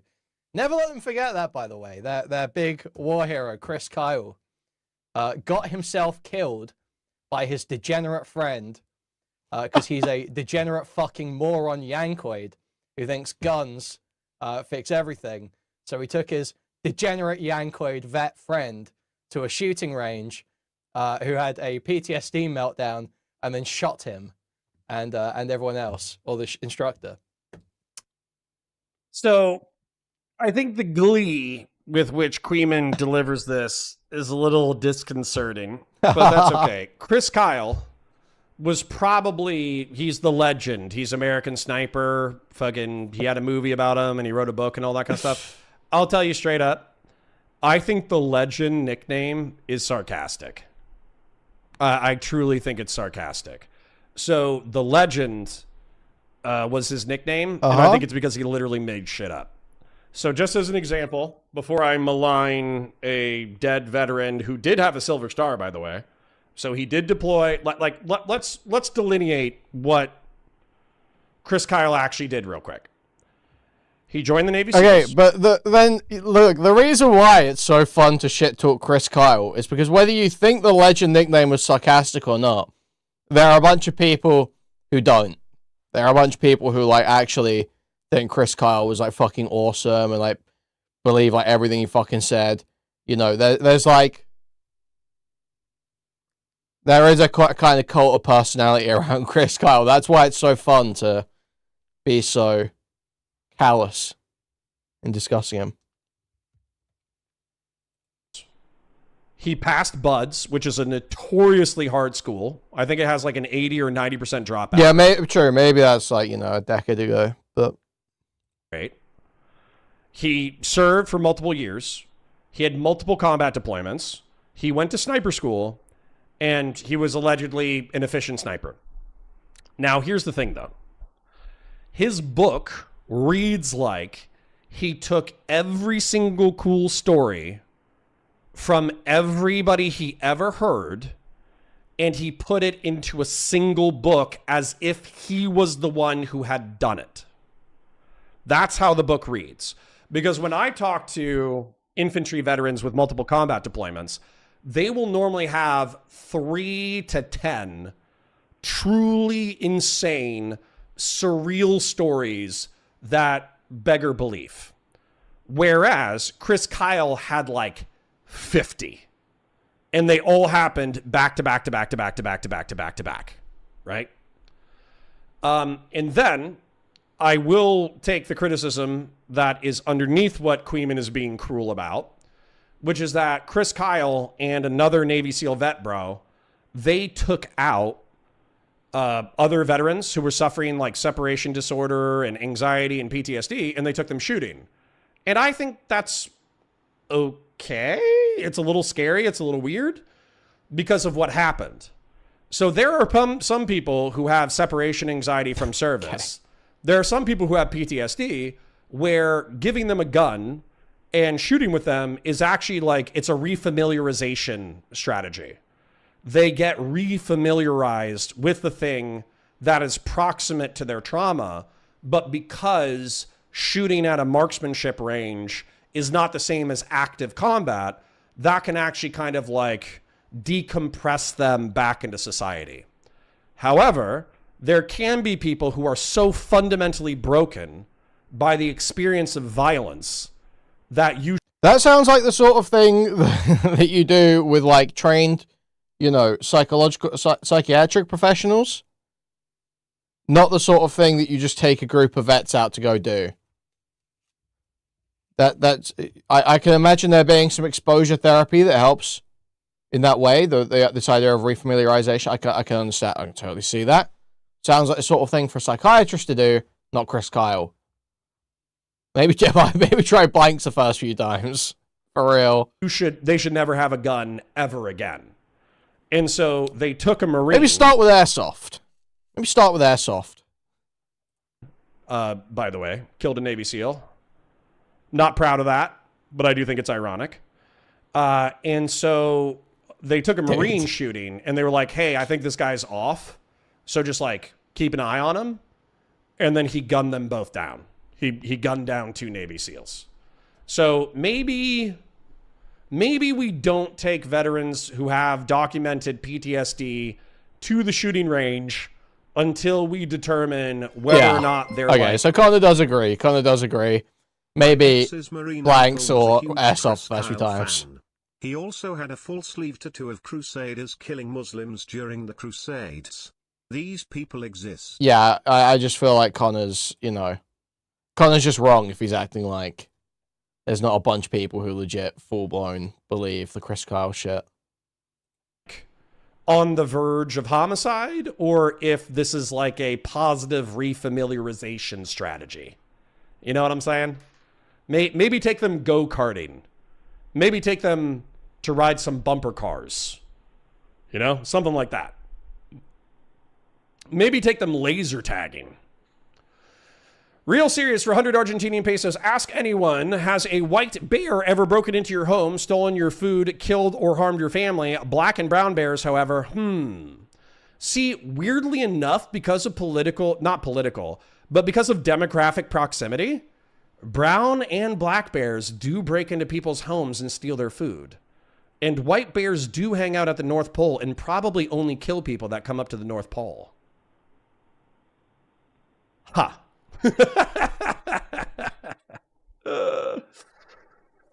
Oh, that's why people in Arctic regions don't lock their cars. True. Horse God says, Connor, that pretty much lines up with what the accounts I heard from people in the SEAL community. Right. And like, I'm sure the SEAL community too, on one hand, they want to call out their bro and say like, hey, he was exaggerating some of this shit. Like he went to Hurricane Katrina for a private military contractor and shot 60 American looters. That's probably bullshit. And I'm pretty sure, like, there's not even that many recorded homicides during Katrina. So, like you know, he wasn't... There's also no private security establishment that was, like, working in Katrina that he could have worked for and, you know, shot, like, 40 citizens. He also made up... Chris Kyle made up a confrontation at a gas station where he gunned down 2 people who were trying to jack his truck, and he was released from the scene. Like, law enforcement didn't take him to a police station for questioning. They just let him go. That's obviously horseshit. So, anyways. Old School said I miss his super chat. My Marine uncle, who was at Iwo Jima and could have inspired Cotton Hill, was fantastically racist, walked into my dojo and said, feels a bit nippy in here. Fucking okay. Funny it would be if Hassan got drafted into WWE. Chris, I know what to cheer you up. No, you can't get... Chris Kyle Wikipedia page. You know why? Because they updated it, and it's... Ending 25 chatters go. And sons who keep British... You know, Islam. Oh, British veterans. He's like... Yeah, he chair reacts me. Bruh. That fetish Nazi. If, you know, I haven't go with them experience, but it certainly seems worse for America. It's certainly American vets certainly seem worse. I'm not going to lie. Okay. Contending with this. I actually agree with Kuihman in reference to most... There are people who LARP about military shit, and they're more crazy than the veterans themselves. And most veterans tend to be center right. And the reason why they tend to be center right... Wait, what did I actually say there in full? Who, in the UK, who veer towards right or straight up Nazi shit, like I've told that story. America waging Israel's war. That's the thing, dude. I have met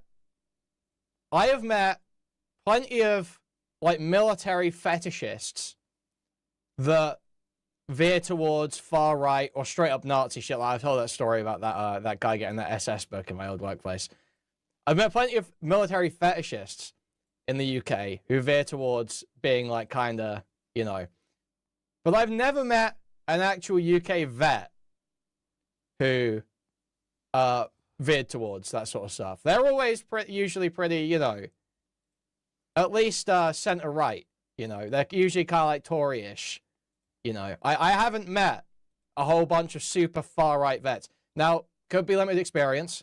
But it certainly seems worse for America. It's certainly American vets certainly seem worse. I'm not going to lie. Okay. Contending with this. I actually agree with Kuihman in reference to most... there are people who LARP about military shit, and they're more crazy than the veterans themselves. And most veterans tend to be center right. And the reason why they tend to be center right is because they literally have to swear an oath to the Constitution of the United States, and they have to be willing to kill and die for the Republic of the United States. So that typically enforces a constitutional conservative culture in the military. But additionally, oftentimes in the military, you're serving with black, Hispanics, Jews, not that many Jews, but there's still some Jews. Blacks, Hispanic, Jews, Caribbeans, fucking Eurasians, Asians, fucking name a kind of person. And I probably served with them in the United States military, because it is oftentimes a easier way for immigrants to achieve citizenship, or for a citizen who has immigrant family to effectively get preferential treatment in trying to naturalize their family. So, I think that's just true, that the military tends to be center-right, but not super racist. Now, that being said, there are 100% exceptions. There are gangs that survive boot camp, and they basically use the military as a training tool in order to enhance their lethality. There are Nazi gangs, and there are Crips and Blood cliques that survive boot camp, and as a result, they operate as a criminal element within the military. But here's the thing. The second that they are discovered, they are fucked to the longest, dickest extent of the law possible. And I think that the bigger branches, like I think the Air Force doesn't deal with that as much because they're probably the most progressive of the branches. I think the Navy doesn't deal with that as much because of the close proximity of all of their employees living in cramped quarters on either naval bases or on ships. I think the Marine Corps doesn't deal with that as much because it's a very small institution. It's actually like, I think it's one of the smallest branches. I think we had like 200,000 Marines at any given point. But with the United States Army, I think that since they don't drill as hard as the Marines or the other branches, and once you're out of boot camp, you're treated as a more independent operative, I think gang activity is more common in the United States Army than it is anywhere else. So.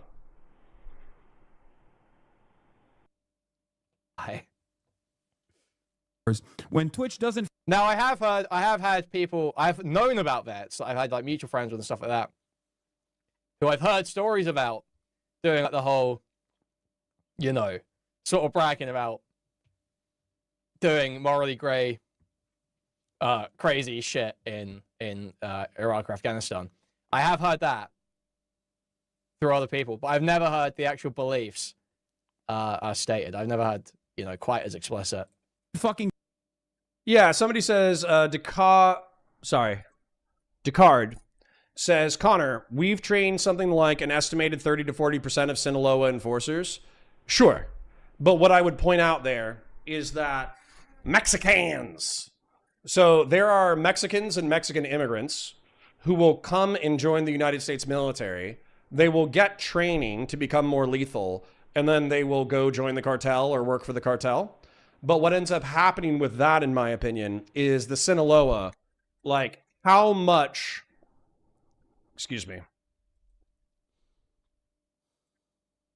how many members are in the Sinaloa cartel? I spelled it wrong. Okay.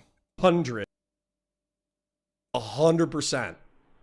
That the United States military probably trained 200 cartel members over the past 2 decades. I don't doubt it for a fucking second.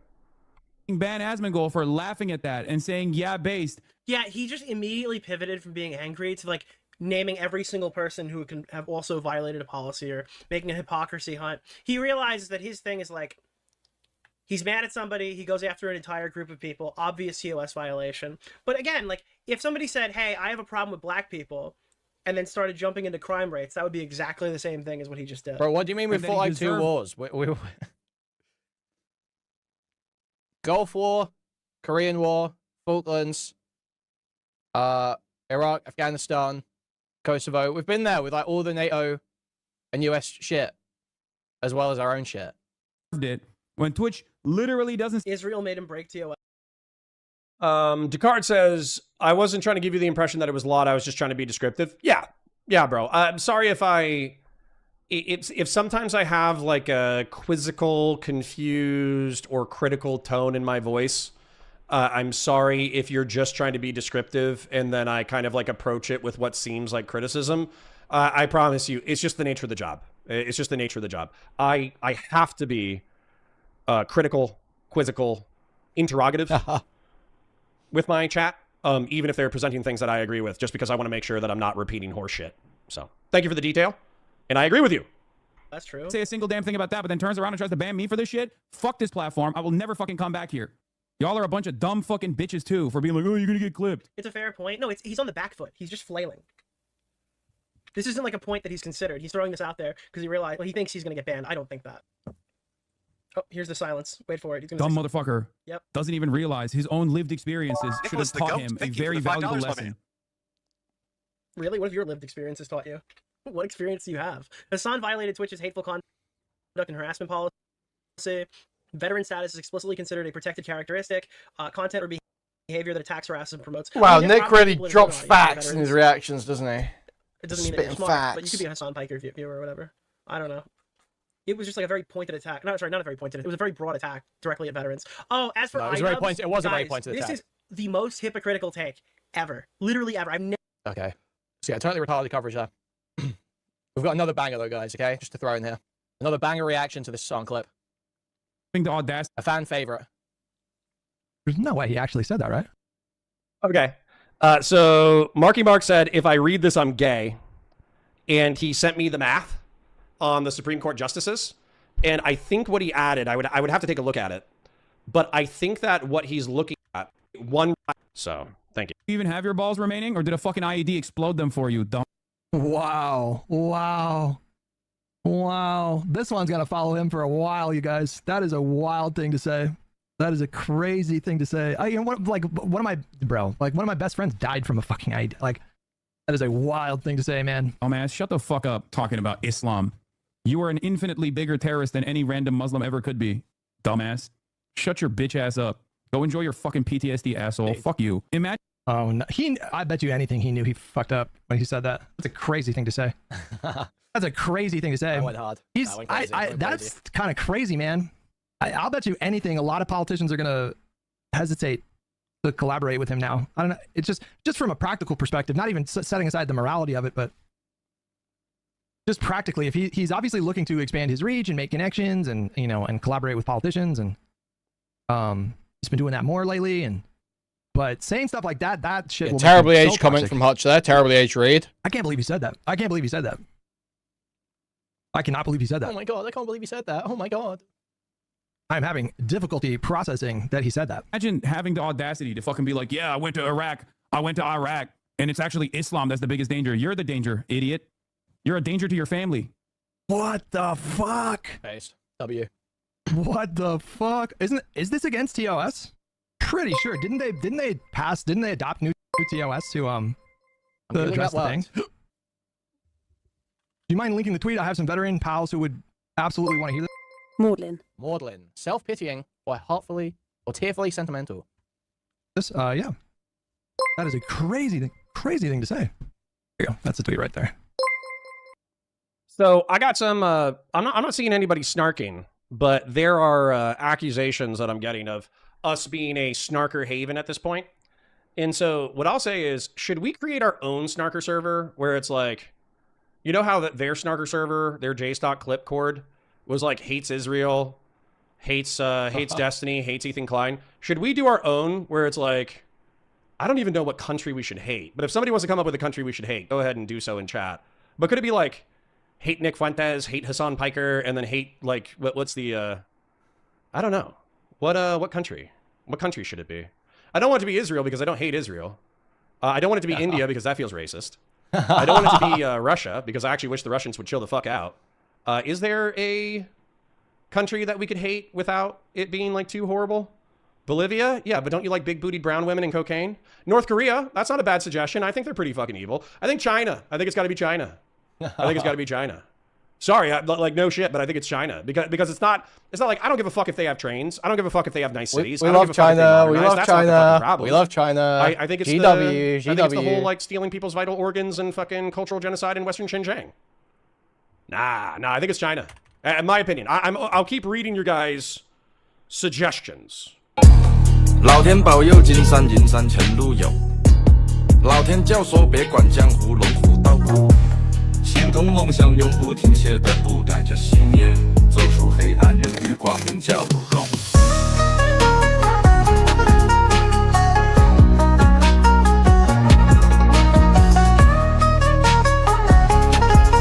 老天保佑，我在风雨中撑伞。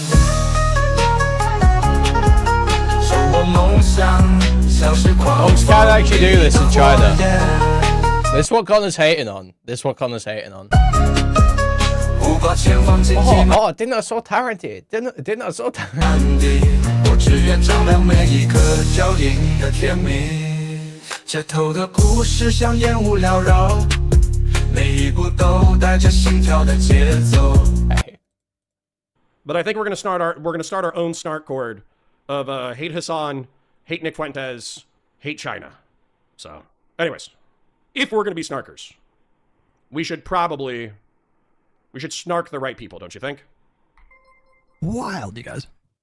And a danger to yourself, douchebag. Nope, not one I've ever bumped into before. Not a word I've come across. Oh man, oh my god, you guys. Oh, that's getting clipped, Lamar. I don't give a fuck, dude. Shut the fuck up. If you go to Iraq and you learn that lesson, you realize that was wrong, you're welcome here. Recognize it. You come back from Iraq and you fucking talk about how this was actually awesome and I fucking hate Islam. If you ever Then think fuck you you. can get away with a maudlin appeal to decency by invoking a story about some other guy that isn't you, veteran or otherwise, you'll sound just like Hutch. Thank you for $10. Thank you. You didn't learn anything. You're goddamn cattle. You're sending other people like you. Well, what did the guy actually say? Hang on. Well, to be fair, the guy he's interacting with is kind of wilding out about Islam, but nonetheless, so after slave facing still 10 fucking shit minutes about this clip, Hutch finally goes and looks and sees that this guy was talking crazy shit beforehand. Wow. like this. I mean, this is that like nothing justifies that, right? You're goddamn cattle. You're sending other people like you to be in a similar fucking predicament to yourself. Whatever, bitch. I'll start fucking live streaming on YouTube tomorrow. Suck my dick. No, you're getting clipped. By who? The people that have been literally begging for American sons and daughters to go and fucking die in Iran for the last 2 weeks? By Twitch's strictest rules apply when speech targets protected characteristics such as race, religion, sex, gender identity, sexual orientation, disability, nationality. Veteran or military service is not listed as protected characteristic, so insults towards veterans aren't classified as hateful conduct. It still may violate Twitch's harassment, abusive conduct rules. Such a fucking whoremonger, dude. Who gives a shit, bro? I thought they passed a new TOS. Been literally begging for American sons and daughters to go and fucking die in Iran for the last PTSD, 2 weeks. That is for sure TOS. I mean, this is for sure TOS. This is for sure TOS. People who keep going, yeah, based. No, we got to give more money to Israel. Those people who are going to fucking turn around and then now act as though they give a shit about veterans. The same people like Asmongold who fucking celebrated when that Navy SEAL. Hutch, it's listed. Oh my God. What? Oh, yeah. All right. ChatGPT. Is Connor okay? Hey, in peace. He did that shit. He did that shit mostly because he was lacking direction and was struggling in school. Well, that makes it all fine then. Well, that makes it all fine. Who cares if you signed up to an illegal, immoral war to go and commit heinous acts in someone else's country? If you were struggling in school, if you were struggling in Yankoid school, silly little Yankoid struggling in school, better go shoot some brown kids to figure out what's going on in your life. Go and get your head straight by shooting some brown kids. Okay. This is where I know Kuihman is a see you next Tuesday. And Kuihman is rude as shit. And Kuihman is abrasive in the desire to pursue comedy. But he's also like a leftist, right? He's also like a leftist, or at least he's a social democrat, and maybe he would even want to do shit that's like more further, and he's probably sympathetic to systemic analyses and all that kind of shit. No one, including me, including Hutch, says it's funny that in America, like if you do have an identity crisis, effectively they do tell you to join the military. It is funny. That's a true point. But they tell you to join the military because they train you. They show you, they make you go to work every single day. They make you work 40 hours a week. They make you work out. They make you clean your bed and clean your room and all that kind of shit. So the level of discipline that people get and maintain from the military after they leave the military typically is pretty good for personal development. So while it could be funny, I think the straw man here is that, oh, yeah, just go shoot brown kids for fun. And that's what I articulated earlier. That's part of the reason why I wanted to do this content. Okay. I don't think, nor do I think anyone's receiving from this that what Hutch is literally saying. Like, yes, it's a hyperbolic joke. I'm deliberately latching on to the wrong part of being in the military. But obviously, yes, the part of being in the military that is being referred to here as improving your life is the training, the discipline, the money, the like, you know, getting your life together, basically. That's obviously the part that's being referred to when Hutch talks about this. I'm deliberately latching on, for comedic effect, to the idea of shooting brown kids. But not just for comedic effect, but also to emphasize the fact that the point being made here is that whether you do it for the training or you do it to go and shoot brown kids, you're still participating in an illegal, immoral war. And that's what you're saying. And you're saying your participation in that is fine because, oh, well, it helped my life, right? So I'm deliberately latching on to this caricature of the military experience, of a Marine's experience, of whatever, to emphasize that broader point. It does feel kind of shitty explaining the joke, I'm not gonna lie. I try and avoid doing this most of the time, but... Was because, like, that's obviously horseshit. It's obviously bullshit. That's not what anybody's saying. That's not what Hutch is saying. Hutch isn't saying, my poor, failing in school friend is permitted to go to Iraq and shoot brown kids in the face. Like, you know, the sister of the traveling pants, you know, he goes to Iraq to find himself. That's clearly not what he's saying. What he's saying is he enlisted as a product of his material circumstance. So, you know, as a leftist, don't you think you should be, like, I don't know, sympathetic to systemic analysis? Now, the reason why somebody told me de-stuttering in It's Always Sunny in Philadelphia was the clip that I was looking for was because this was the only time, I think, this was one of the few times that I was, like, legitimately upset and offended by a comedy TV show. And then I realized, like, oh, this is what I've been doing to other people. and then I was like, oh, well, if I made it 20 to 30 years with only being offended once, maybe I do have white privilege.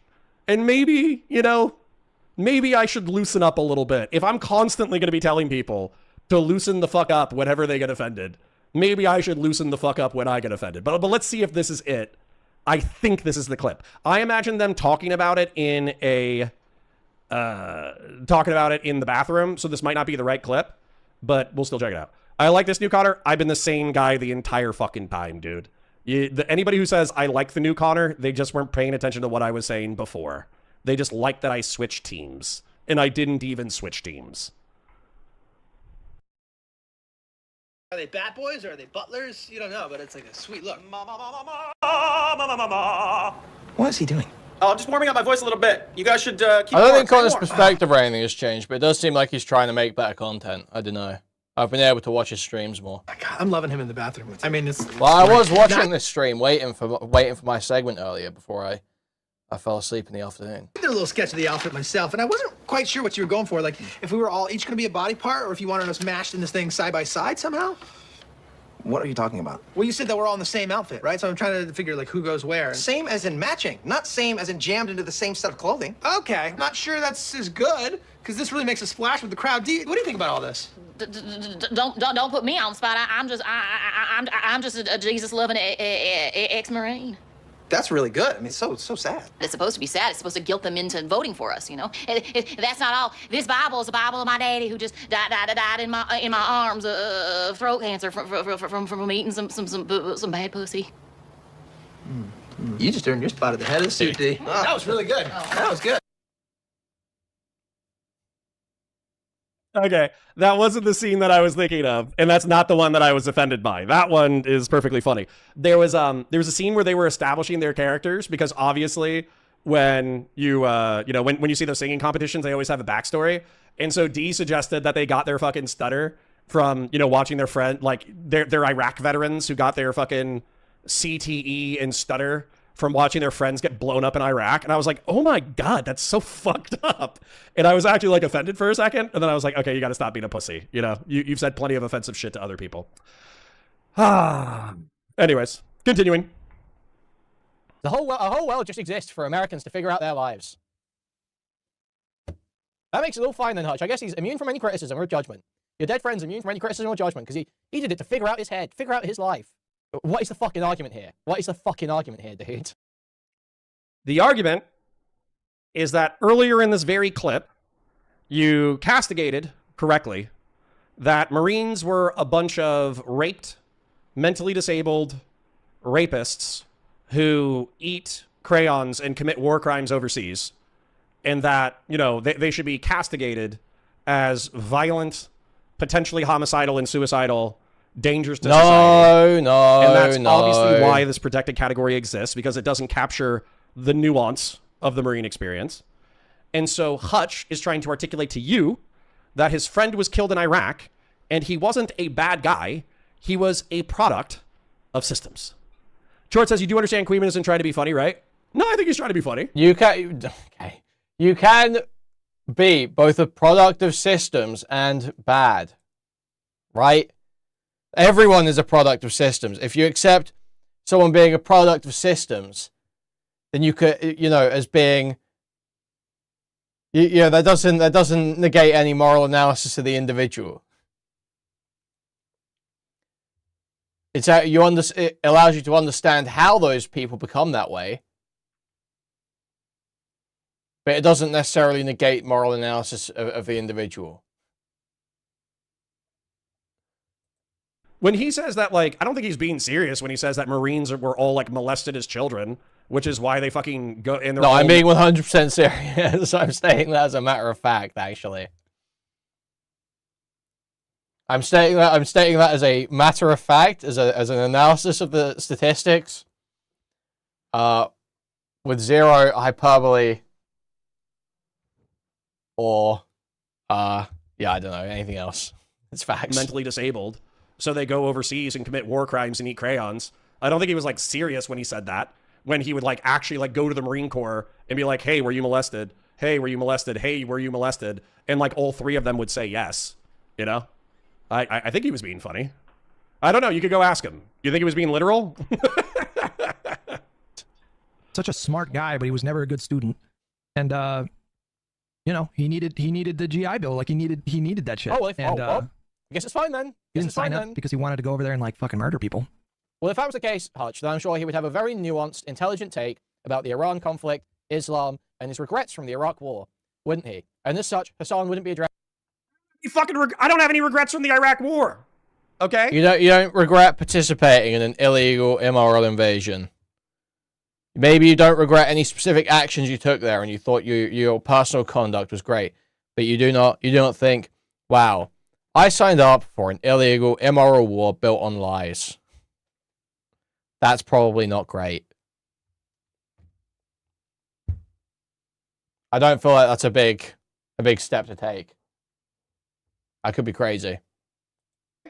I think the Iraq War was bad because we armed Iraq in the 1980s.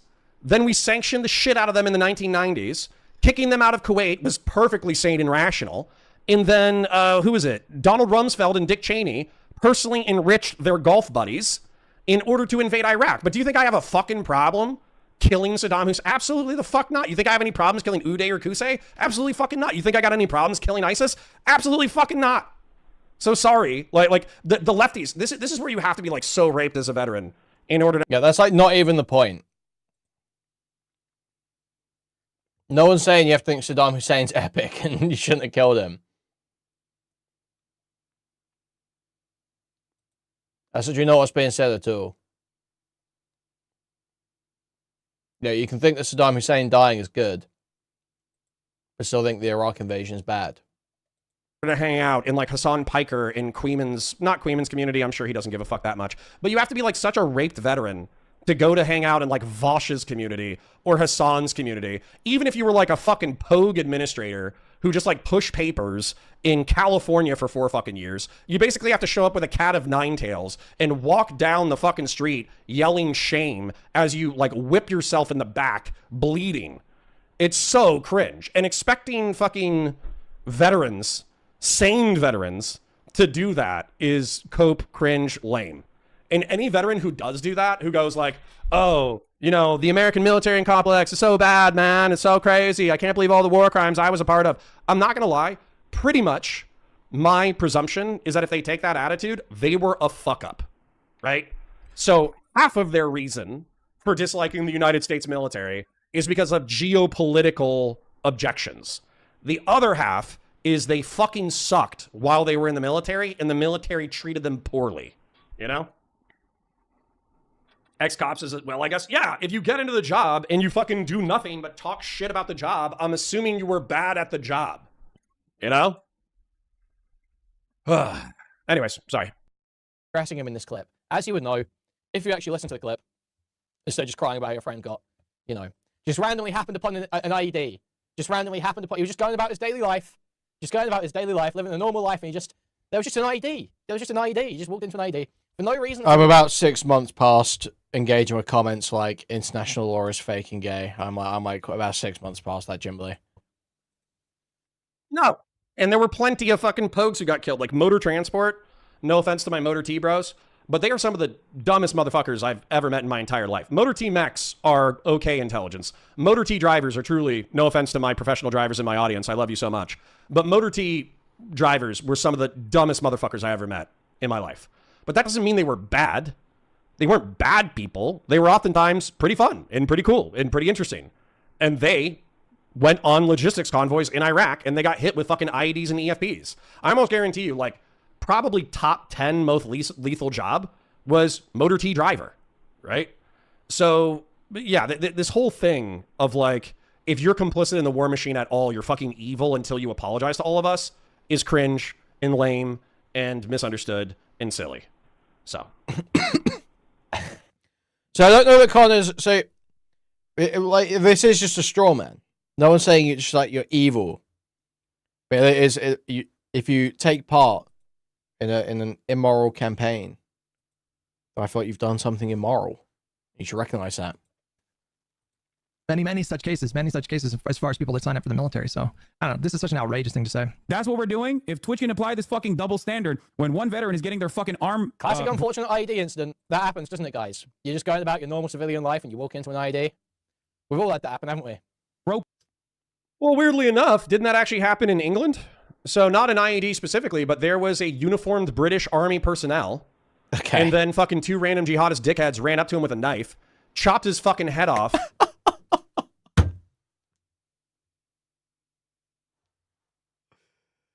Sorry, what? We're taking me. Okay. So what does the murder of Lee Rigby have to do with IEDs, Connor?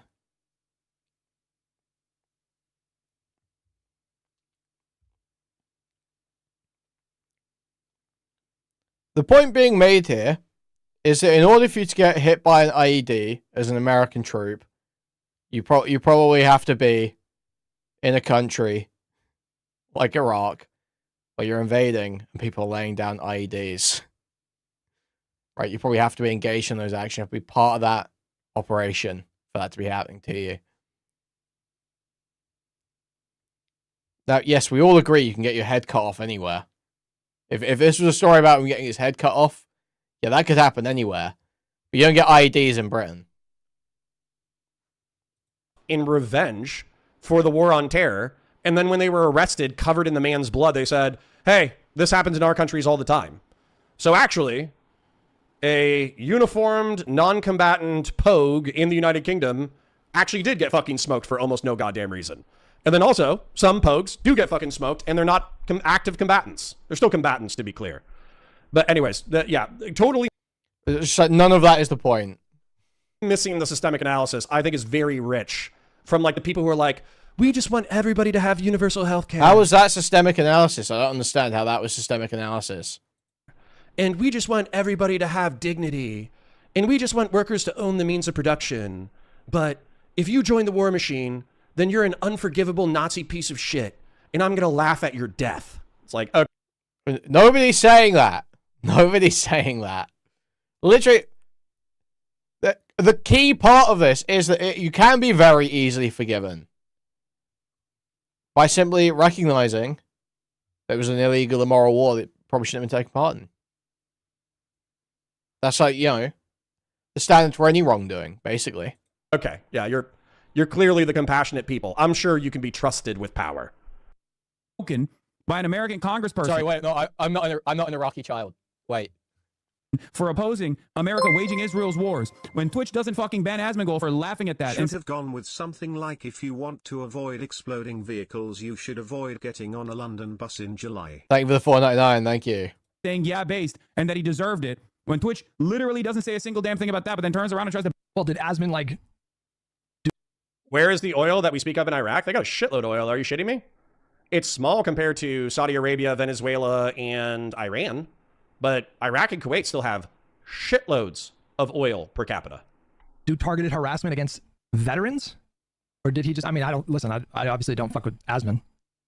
But it's entirely possible that what Asmon said in that clip, whatever he's referring to, was extremely distasteful and disgusting, but not... When you slip on a banana peel and accidentally sell your soul to the US military. Doesn't that always happen, guys? Doesn't that happen? We've all had that happen, haven't we? When you just wonder, you slip on a banana peel in a comical fashion, you go falling back and sell your soul to the US military. Whoops. Whoops. Not technically a violation of TOS, right? Oh my fucking god, Hassan talking about a Twitch double standard is just so fucking funny. Yeah, for sure. Ban me for this shit? Fuck this platform. I will never fucking come back here.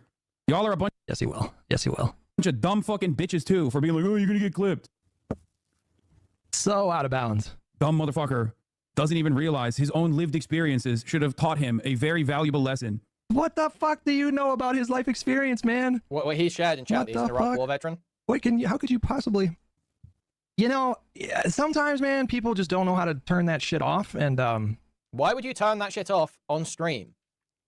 Why would you turn off the inflammatory, like bombastic, passionate response off on stream? Why would you do that, Hutch? Unless you want it to be an SSRI'd out. Guys, we can't judge them for leveling the Pity party like your Don't stream. you know they were a troubled teenager? International law is for other countries anyway. Thank you, Spencer, for the $5. Thank you. Very true. So what did I want you to get out of that? What I wanted you to get out of that is that Hassan is rude and abrasive, and there's many reasons to criticize him besides wanting universal health care for Americans, obviously. I think that his geopolitics, I've heard Hassan talk about geopolitics, I think 70% of the time they're like descriptively true, but then he commits lies of omission, and then he also doesn't know shit about your, like being in armed conflict or serving in the military or what being in the military is actually like or what the nature of casualties or armed conflict was in the war on terror. And unfortunately, I think that encourages people like Kuihman to run with dumb narratives that are popular on the left. Now, somebody was like, oh, he's just a lib, he's just a lib, he's just a lib. I'm pretty sure that we just... Dude, literally, at what point... It's like he's taken away that I actually think veterans... the average US military experience is shooting brown children in the face. Obviously, I don't actually think that's the average US military experience. It's not necessary for the point here at all. Talked last week, and he said that he was a social democrat. I'm pretty sure he said he's a social democrat, and I don't know where we landed on like he's an incrementalist. He's a pragmatic person. He doesn't think that we're going to get decommodification of the basic human needs or workers owning the means of production or a moneyless, stateless class of society anytime soon. So he's a liberal in that he values maximal human freedom, primarily because it lets him operate as a snarky critic on the internet. But then he's also a social democrat in that he thinks there should be like a robust welfare state that takes care of the civilian population.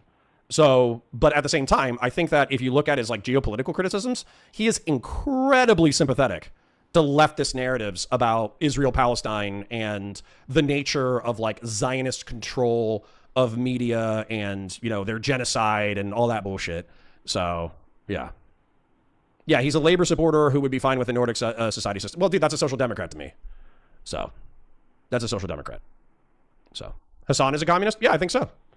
He hangs out with Marxist-Leninists and vanguard socialists, and he sweeps for them, and he says that he pretends to be a social democrat in public because he wants to get more normies to listen to him. but then he fucking tries to sweep for more extreme geopolitical ideas and leftist philosophy. That way people eventually become socialist or communist, 100%. He used to be more of a Zionist until the Gaza conflict. Yeah, that lines up with what he told me. Being a social democrat and standing Starmer is incongruous, but to be fair, the Kanzuk idea of the left is really that the American narratives. Maybe, but what lines up with what he told me. Being a social democrat and standing Starmer is incongruous, but to be fair, the Kanzuk idea of the left. No, it's not. No, it's not. Starmer is like a social democrat, dude. People are so brain broken. Starmer and even like Streeting is like a fucking social democrat. It's fucking crazy. People are so brain broken on Labour, dude. It's insane.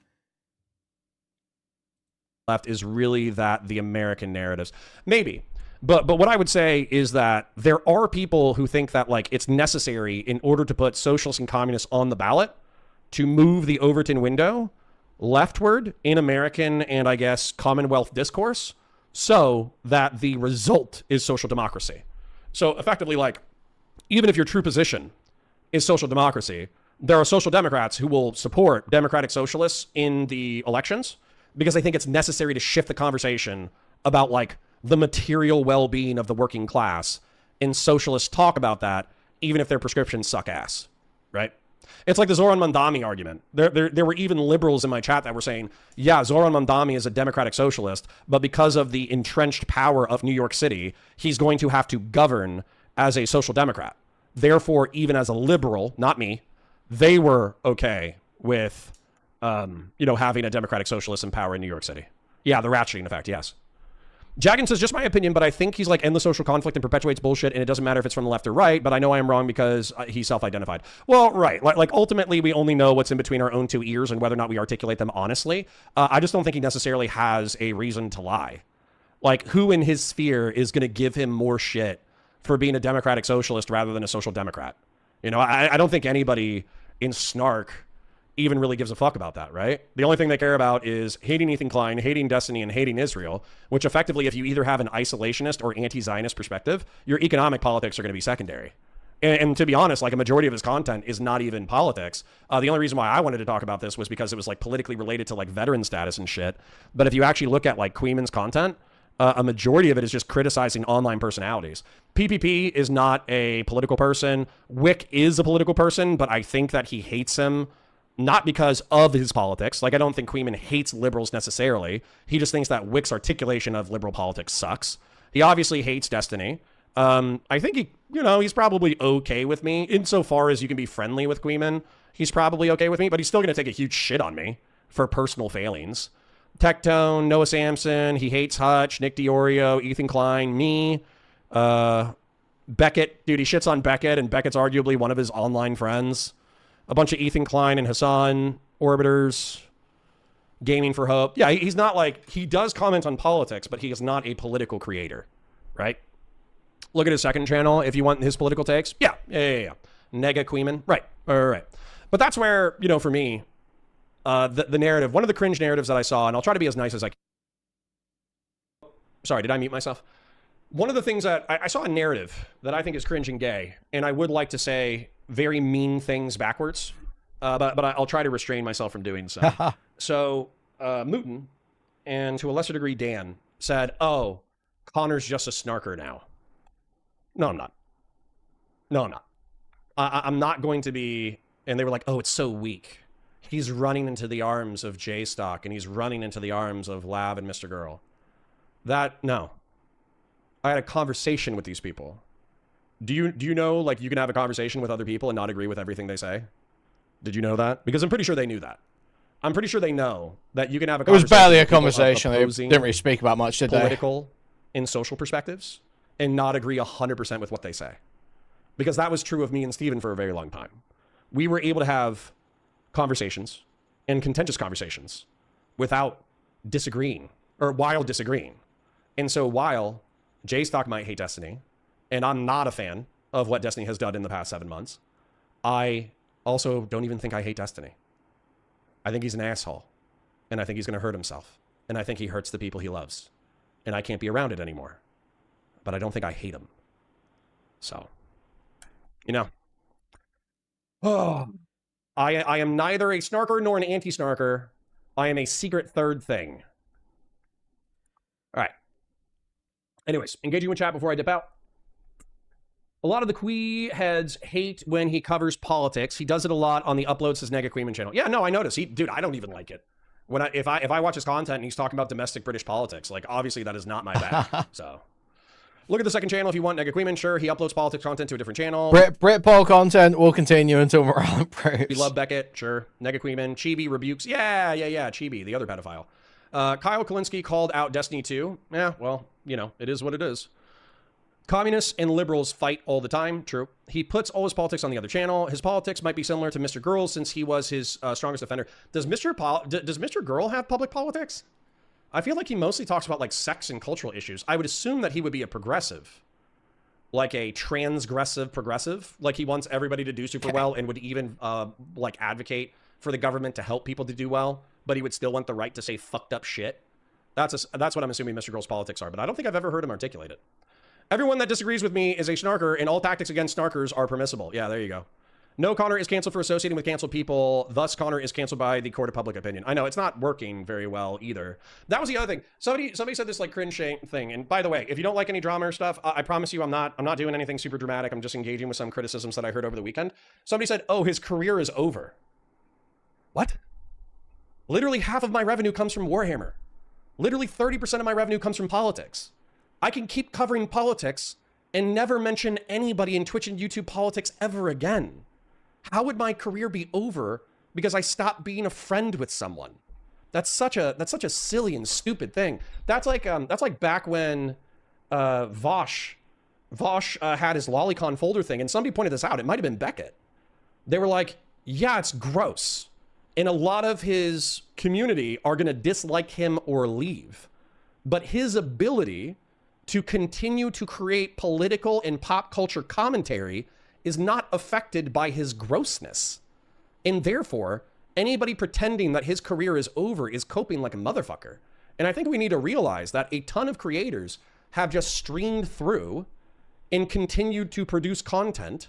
And as long as they don't use, as long as they don't like get banned through terms of service, it is what it is, you know? His first big video was about Steven Crowder. Interesting. Mr. Girl was a bit anti-trans. Yeah. He seemed like a trans exclusionary, radical, egalitarian. What's the communist quote again? I don't know. It was in BioShock. The show must go on. True. His career is over makes sense if you're a fanatic. Sure.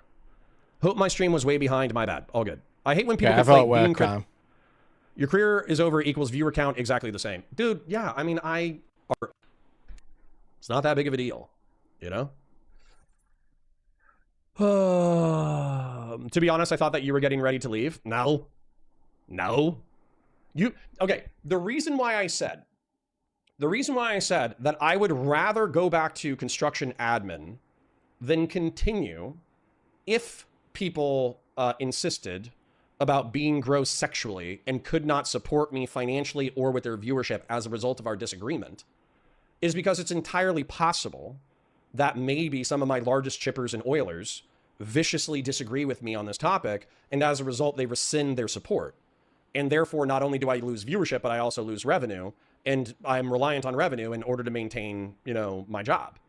So, but to me, articulating my strong objection to bad behavior was necessary because I truly would prefer to go work a normal construction admin job and just do Warhammer and just, you know, interact with Twitch and YouTube politics as a hobby, crazy, bro. Rather than, you know, be financially reliant upon people that we have like a vicious principled disagreement.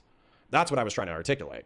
But what I was hoping, and so far this seems to be true, is that the people with whom I don't share a vicious principled disagreement, they seem to be sticking around. And then the people with whom I share a principled disagreement, it seems to be split, right? It seems to be split. There's some people who say, nah, I can't fuck with you anymore. And there seems to be a ton of people who are like, listen, we disagree on this one topic, but I'll keep fucking with you. You know? So, anyways. TS Phantom says, I think that's the state of media right now. You can be as controversial as you want. In the end, the drama doesn't change much of anything, I don't think. I don't think it will either. I think people in Twitch and YouTube politics. No offense to my chat. I think my chat actually does pay attention to some of the words that are being said. But I think it's common in Twitch and YouTube politics for people not really to... I've talked about like Mind Palace people versus non-playable characters. There are people who can create constructions in their brain based off of the words being uttered. And the ideas that they formulate are really interesting to them. And they like to play with these constructions in their mind in order to see what... Either you got a Mind Palace or you're an NPC. No, W. This is the type of shit I'm on. ...world is. There's also a ton of people who don't respond to that at all. They only respond to the emotion of the words being said and also whether or not their team is winning based off of like a subconscious emotional analysis of what's being uttered. And so how do you join the Discord? You should just have to go to discord.gg/Kuihman. Vile to me, but their argumentation makes no sense. I seriously try to dismiss caring about their opinion. Sometimes it's hard. When you hear the same talking point over and over and over and over again, it can be hard not to, you know, take it personal. But if their argument sucks, then it is easier to dismiss. So, yeah. At the end of the day, we are all anti-MAGA and anti-Hassan. This will always be true. Yeah, maybe it should be like anti-MAGA, anti-Hassan, anti-Fuentes. Maybe that should be like the three things. I'm definitely anti-Hassan. Good. Crashing out equals calling fell a Reddit mod now. Well, you know, it happens. All right. Anyways, I don't need to do anything, but I do have a ton of stuff to do. I need to... I'm happy to talk to Connor whenever, but I feel like we've spoken a lot recently. I don't know if much point having another talk already.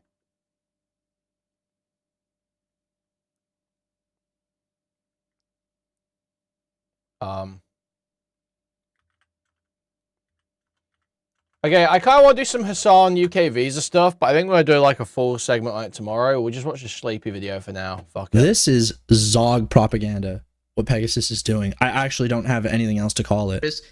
Actual civilians. Also, nobody... Yeah, brother, we want to talk about killing actual civilians. How on earth are you willing to use that point? What do you think of the 80,000 dead people in Gaza? What do you think of those people? So at least be thankful that you're still roaming free and you're still streaming on this godforsaken platform, Twitch. But fear not, soon you shall share the same... Dude, I look at this person and I have some of the most evil thoughts. Some of the most evil fucking thoughts. So yesterday, or maybe the day before, we get the announcement on Twitter that Hassan Piker is barred from entry into the UK. Now, if you're tapped in, you probably know why he got barred. But if not, it kind of seems like a weird, arbitrary thing to do. In February, Hassan Piker came to Canada, one of the Commonwealth countries. And so you got to ask yourself, you know, why can't he go to the UK? What's wrong? And what it happens to be is that, you know, Canada is just... So, I want to watch it tomorrow, so we probably won't get to it tonight. But my understanding is Lonerbox has been defending this on the basis of Hassan supporting Palestine action. Now, I just... if he was only making a pure, like, some, like, retarded legal standard argument or something, where it's like, oh, well, it's a prescribed terror organization, support for that is illegal, so the war should be enforced or some shit. Maybe I can understand it, but obviously, the way we handle prescribed terrorist organizations is retarded. I mean, to be real, the laws around that need to be changed. It's, like, wrong, the way it's handled. We simply should not have it be the case that there's legions of pensioners getting arrested for holding a sign that says, I support Palestine action. That simply should not be the case. Palestine Action, for those who don't know, is a protest group mainly, but they did become a prescribed terrorist organization after several incidents where they'd broken into British arms manufacturing companies and like drone manufacturers that were selling parts to Israel. They broke into like their warehouses or facilities and like destroyed stock, and then assaulted security guards. I don't think they ever killed anyone or anything, but it was like, you know, it was terrorism. Technically, it was just like very low level, and it's crazy that there was this massive enforcement against literally any pensioner.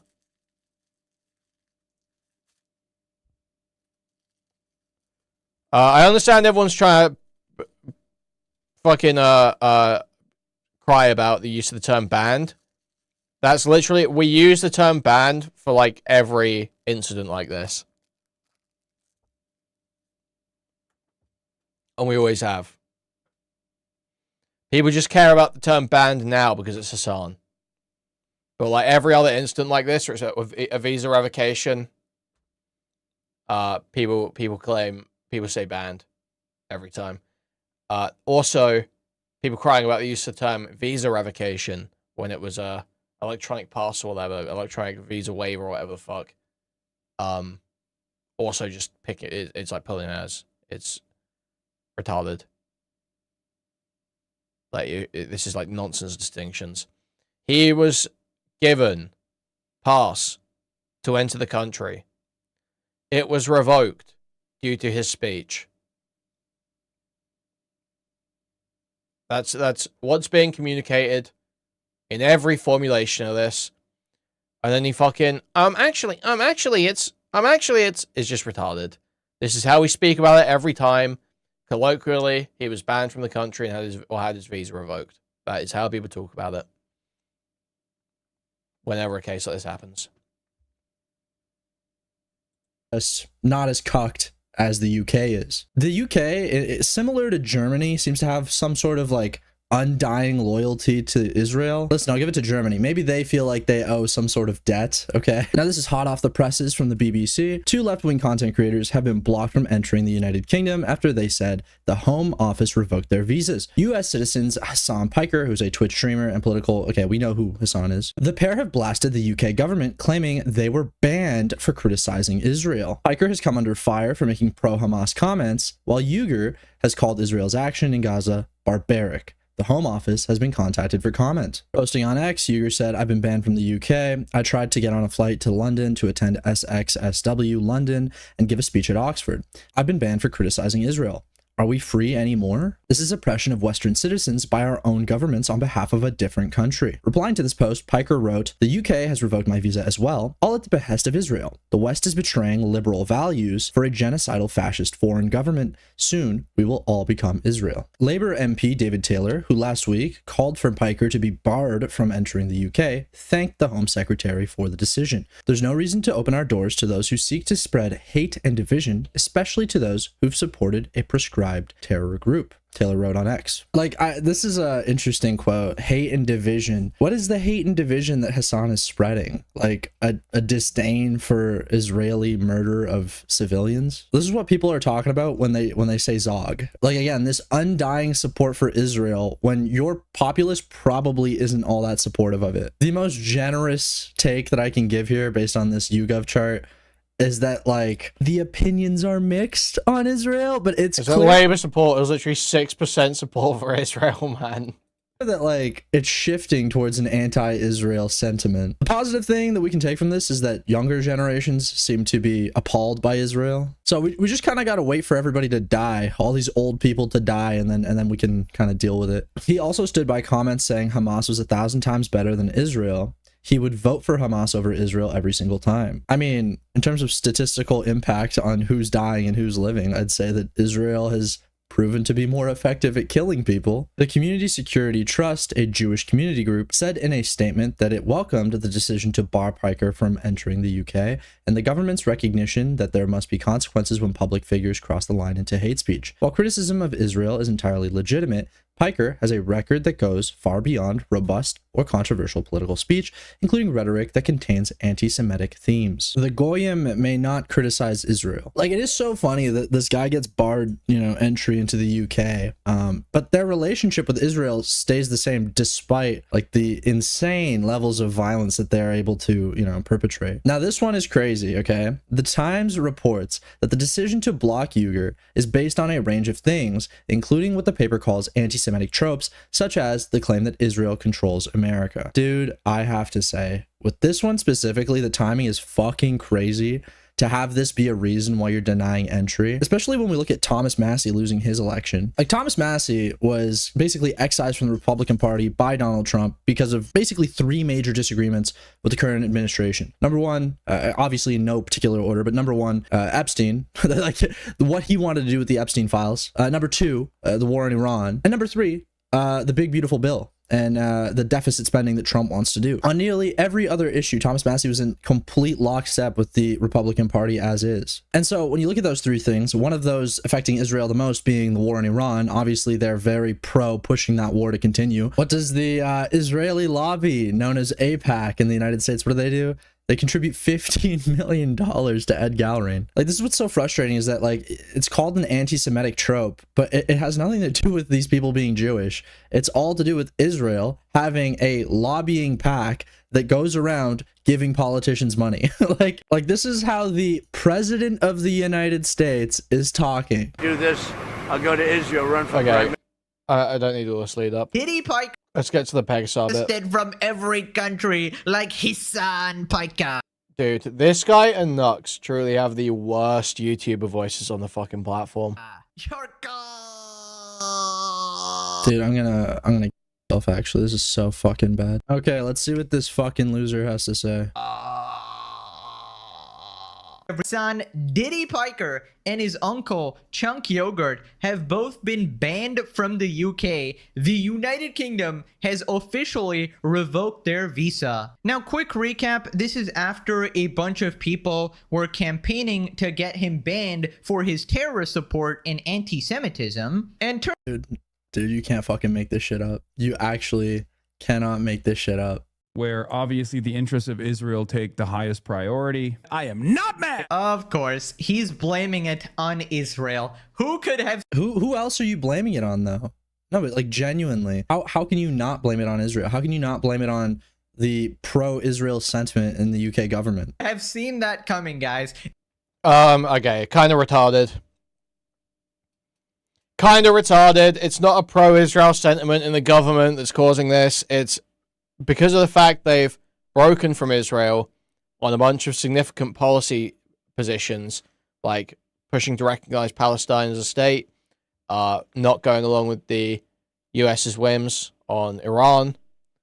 Because they've taken these firm stances, the anti-Semitic terror attacks that have occurred in the country have been weaponized to punish Labour for that.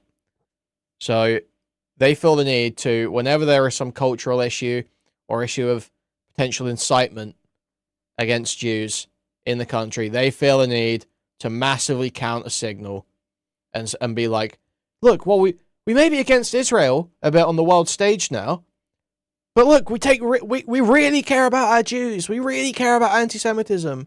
We really care about anti-Semitism. It's not because the government is pro-Israel. It's actually the opposite. Israel did it. The entire nation state is after me. It's definitely... I mean, you can just like restate what you just said in a funny voice, but like, how is it not... That is part of what I hate about Hassan's analysis of this. You know, I don't care that much because, like, you know, ultimately he is being wronged in a pretty significant way. It's like, okay, your analysis isn't perfect, you're still being wronged. But it is fucking annoying.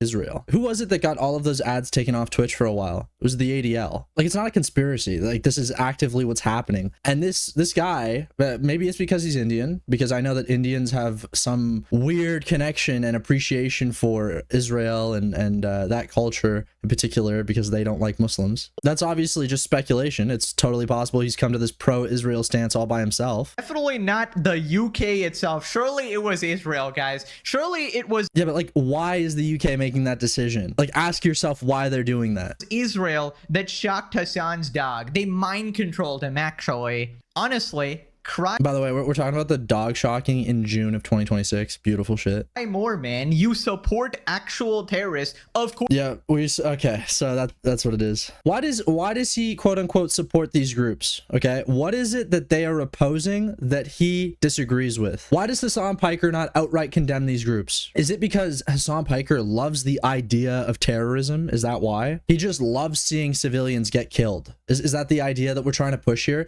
Like, when Pegasus is saying, oh, Hassan Piker, he supports terrorism. What exactly is the image that's being illustrated in your head? It's exactly that. It's exactly the idea that he is, oh, he's super pro. He wants you to fly fucking planes into buildings. Pegasus is pushing this idea that Hassan is some crazy, deranged conspiracy theorist that keeps blaming Israel for everything. What is it that Israel's doing right now?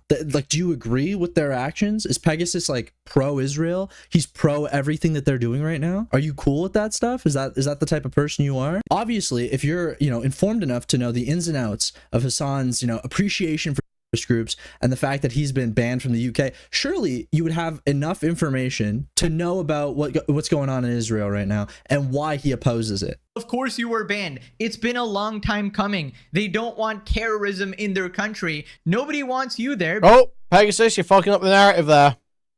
Fuck up the narrative. Actually, Brits do want terrorism in their country. That's the wrong narrative, bro. You're fucking that one up. Because you do terrorist propaganda and support terrorists. Terrorist propaganda and support terrorists. This is Zog propaganda, what Pegasus is doing. I actually don't have anything else to call it. Killing actual civilians. Also, no brother, we want to talk about killing actual civilians. How on earth are you willing to use that point? So here's a funny stat to look at, okay? Hamas-led militants killed approximately 800 to 1,200 civilians. Here's a funny stat to look at. October 7th death count.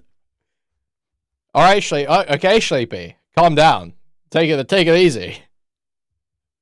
In southern Israel, okay? Now, we're not even going to look at Palestine. We're not even going to look at Gaza, how many have died there. Let's look at Lebanon. 3,400 people killed in Lebanon. And the estimate is maybe 1,000 of those people were militants. Maybe. Like, dude, this does not even get fucking spoken about. October 7th was like live news on Fox News, on CNN for fucking weeks, dude. It's all anyone could talk about. Biden called October 7th like 15 9/11s. Since this terrorist attack took place, we've seen it described as Israel's 9/11. Well, for a nation the size of Israel, it was like 15 9/11s. So what do you call what's going on in Gaza? What do you call what's going on in Lebanon? But again, Hassan Piker, he's pro-terrorist. He's pro-terrorist. Like, dude, this is the Democratic president. This is supposed to be your good guy. All right, time for more goy slop here. Nobody wants a dog abuser, a racist scumbag. This is a dog abuser, racist scumbag, bro. Bro, what do you think Israel thinks of you, little bro? You think Israelis are like, wow, look at this prime genetic specimen. Wow, he's such a good boy. Honestly, if I was cursed to look like this, I'd probably be frustrated at Hassan Piker too. Absolute W by the UK. I already love British people, my best friends. Like, imagine looking like this and then having to talk like this. This is his voice. This is just how he sounds. Please, you wonder why he gets no bitches. They can't listen to him.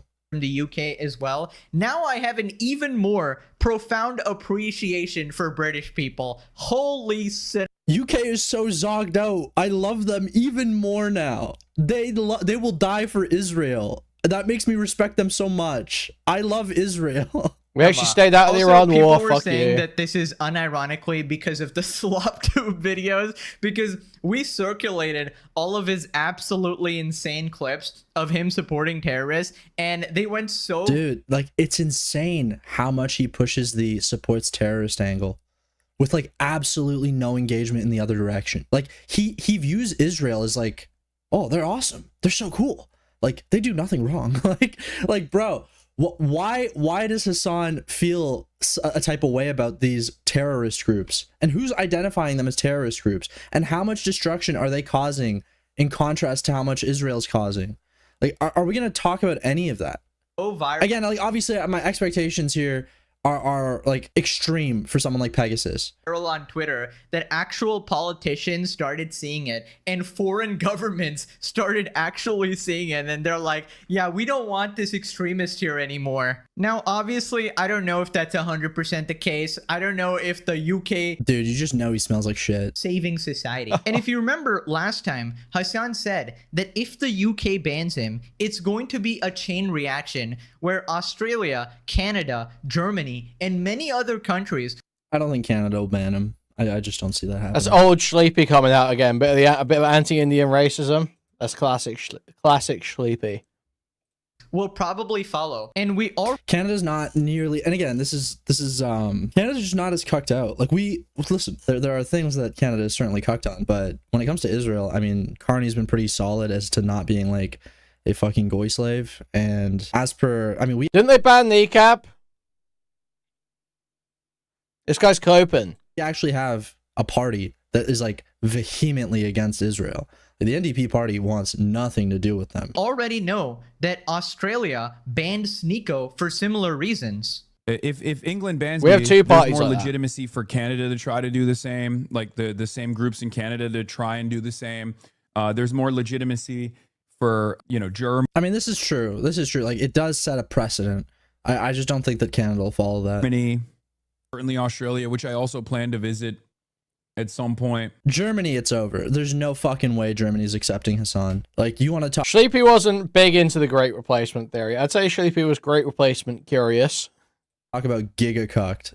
Like, Germany is Israel first. Germany will fucking kill themselves for Israel. Who knows? Who knows? Who knows? Who knows? Maybe it'll work. I mean... So basically what's going to happen is that Hassan is going to be banned from the entire world except the US, where he has nowhere to run, and hopefully, God forbid, they enforce their goddamn laws and he eventually gets arrested. The prophecy. Why does this guy deadass want Hassan Piker in prison? Like, what is this fucking mentality? Is foretold. So anyways, then his brain dead chat tells him to sneak into the UK and just, I guess, break the laws because I guess they're a bunch of criminals. And it's sneak into the UK? No, you can't do that. That's not a thing. Nick Shirley can go, though, of course, because Nick Shirley is a dog for the fascist state. That fascism is no engagement with that one, eh, Pegasus? Nothing to say on that here, one. Right? Like the administration trying to deploy subpoenas. I wonder if Pegasus is going to say anything about Nick Shirley here. Against political dissidents in the United States of America, or the UK that's like completely captive to the interests of pro-Israel advocacy organizations. Like they are moving in a way, and this is the liberal government, right? The Labor government is supposed to be the liberal government doing this, and the American government is the right-wing government doing it. Like we are in the 1930s era where I think that the administrations in both the UK and the United States of America, regardless of... I'm going to stop him. He's going to say, don't reflect the will of the people. Like their supposed ideological differences are absolutely moving as a uniparty. And things are going to get even worse from here on out. Close enough. Close enough. Uniparty. I mean, that's kind of the problem. Again, that's why he was so tentative on giving his support to Kamala Harris. It's like, you see what Biden says about 15 9/11s. You see the support he offers. And then you look at Kamala Harris, that's his VP. You're like, do I really want to, you know, full-throated support this? Like, this sounds bad, but like in a lot of ways, Trump's horrific presidency, okay? Yes, in the short term, it's probably caused a lot of mayhem and destruction. In the long term, I think it's opened a lot of people's eyes to how fucking fucked things are. Straight up fucking fascism. That's it. Oh, brother, this drama queen. Fascism is here. Oh my God, it's the rise of fascism. But are you gonna say anything about that? Or are you just gonna repeat what he said in a mocking tone? Are you kidding me? What happened, Hassan? Are you gonna be swinging from the gallows again? It's funny because somehow you survived the first time. You know, Hassan might actually be Kaido from One Piece. Because I cannot explain to you how much I fucking hate this person. This is the worst content creator on YouTube right now. Sure, maybe Ethan Klein is doing more outside of YouTube, you know, with his litigation. Pegasus is a perfect example of a complete fucking retard who's been given a microphone and an agenda to follow. I don't know how you can deny the clear elements of fascism present in the current administration. Either you're unaware, like you're just not looking into it, or like you're willingly sweeping for it, which is insane. Oh, Hassan was not put into concentration camps. Okay, so he was just crying as usual, trying to fearmonger because he's a dishonest piece of shit. Oh, okay. Okay, now that What is the fear mongering here? He got denied access to the UK because he has comments about Israel that they don't like. And your response to that is that it's a conspiracy theory. There too. And you know the thing about this is the UK actually did Hassan a favor, because the thing is, this is the most generous thing they could have done, because it's like sabotage, because it's bad analysis from Hassan. It's not a conspiracy theory. If it was me, I would have let Hassan come into the country, and then I would detain him and arrest him for his terrorist support. So this guy's a fucking freak. Actual fucking freak. What do you think of the 80,000 dead people in Gaza? What do you think of those people? So at least be thankful that you're still roaming free and you're still streaming on this godforsaken platform, Twitch. But fear not, soon you shall share the same. Dude, I look at this person and I have some of the most evil thoughts. Some of the most evil fucking thoughts. Fate as your dog, limited to a 1x1 Minecraft block. Kaya will have her revenge. She will be the jail warden. She will attach a shock collar to your comically small head and zap you. Please! Bzz, bzz. Please! Anyway, so then Hassan says that he doesn't deserve the ban because he's been combating anti-Semitism and that Israel is after him. Israel is a fascist country, and it gets to enforce its bidding upon other countries. And in an effort to abide by the wishes of a foreign country like Israel, the Western liberal democracies that are supposed to protect and preserve speech, even if they don't have a First Amendment like we do here in the United States of America, they're supposed to have reason, like good reason. This is not one of them, right? This is not one of them. Being critical of Israel while effectively combating anti-Semitism is not a good enough reason to bar someone entry into the country. Ironically enough, one of my famous speeches that I delivered was at Oxford Union, which is what I was supposed to attend once again, where I warned the Western governments and I warned those who were worried about anti-Semitism that this dangerous association between anti-Semitism and anti-Zionism, this conflation between Judaism and Zionism, was going to create an environment where anti-Semitism would manifest. I don't think there's a single fucking possibility that Pegasus is going to be able to dissect what was just said. It's not a fucking crazy concept. Pegasus has got to push the agenda. Or, I mean, the flip Pegasus side, is about to own Sleepy. No, he's a fucking he's about to get owned. And cannot understand what Hassan just said. Combating anti-Semitism. Buddy, you are so full of shit. Can you... He explained to you exactly what he means. The Israeli government and Zionists as a whole conflate anti-Semitism and anti-Zionism on purpose. It benefits not this them time. to do Oh, so, not this and time, it muddies guys. the water for anyone else that is trying to Oh, not this time, guys. Sorry, I was wrong this time.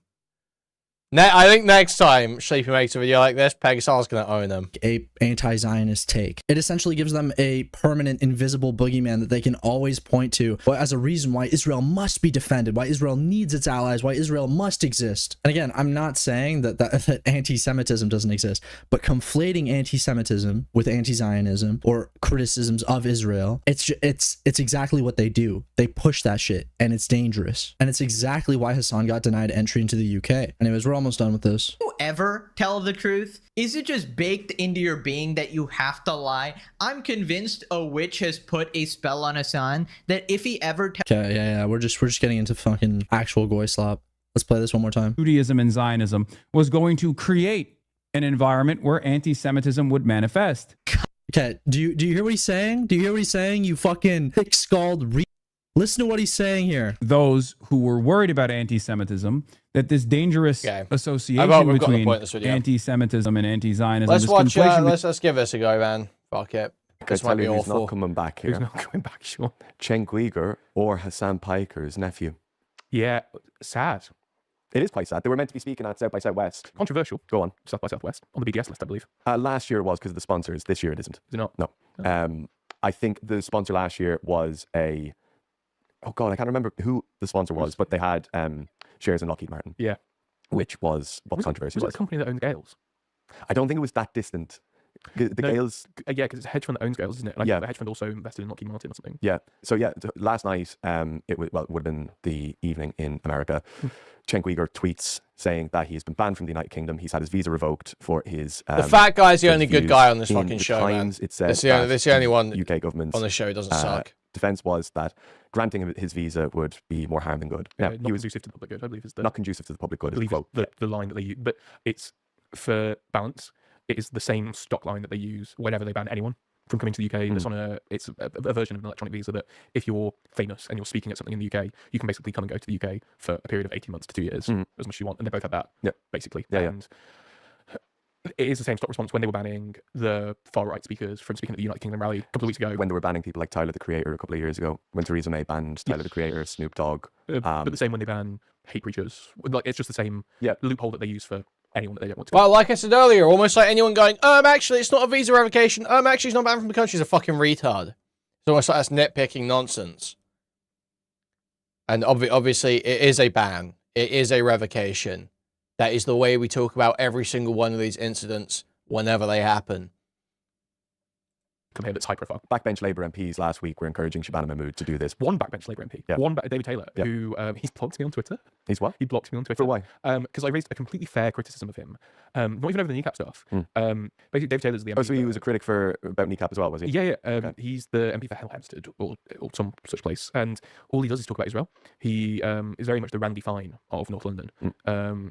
And he said something stupid. It was he said that he described Richard Burgeon as not being worthy to be a colleague or something like. He doesn't view him as a colleague. And I was like, that's mad to be talking about Labour MPs, fellow Labour MPs like that. And he blocked me. How long has he been a Labour MP for? Dave Taylor? 2024? Yeah, 2024 intake. Right. He used to work for Gordon Brown though, don't forget. That was the only opposition that Labour had within the party to these two people. We don't know what MPs were saying. Only public opposition. The argument could be made that this is a similar. I think when you're comparing it to things like kneecap or to Palestine action, I think this is far less of an excuse. Like there's a far weaker defense to banning these two people. They're here for a couple of days. Yeah. They're going to one conference. They might do some media while they're here. Yeah, Cenk was going to speak at the Oxford Union as well, like two high-profile events. I think I could probably lift a little bit here. We were, dear listener, meant to have Hassan Piker on this very sofa this week, and now we can't, and I'm actually quite upset about it. Yes! Oh my god, no! I take it all back. Yes!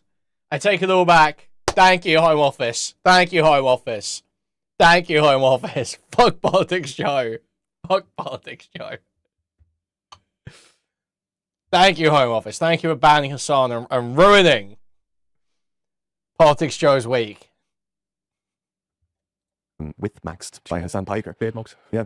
But so good looking. It's a very, very handsome man. So I'll come to America for you. I'll come. But no, it's a great shame that someone that you'd regard as, I mean, talking about Cenk, but like I could speak for longer about Hassan in how the American state has kind of come down on him quite a lot in the last couple of months. And it's kind of beginning from his endorsement of Zoran Mamdani last year, and how the power of new media commentators like him, Twitch streamer. His uncle Cenk is the founder, one of the founding members of the Young Turks. So it's all new media. TYT. All new media, not kind of beholden to the agendas of print, digital, or print and television, I beg your pardon, in America, that have in recent times just gained a humongous audience. Someone like Hassan is one of the biggest Twitch streamers in the world, and all he talks about is politics. He was in on the ground floor with Zoran Mamdani, ended up elevating him to such a point that he was the viable candidate and now the mayor of New York. He's doing the same with candidates in Minneapolis, in like people that are running for the House and the Senate in various states across the United States. And things that he has said in the past are being used against him. So the most famous one, right? Arguably one of the things that shot Hassan to infamy was him saying on his stream once that America deserved 9/11. Now, he said that a very long time ago. And it was in the context of... It was in the context of a criticism of... Sorry? It was in the context of the essay. Yeah. In the context of bin Laden's essay. Yes. I don't think it was. No, I think he was talking about blowback and how American wars of aggression across the world lead to things like 9/11. Wasn't he just watching... Wasn't that from the same Dan Crenshaw, Joe Rogan stream?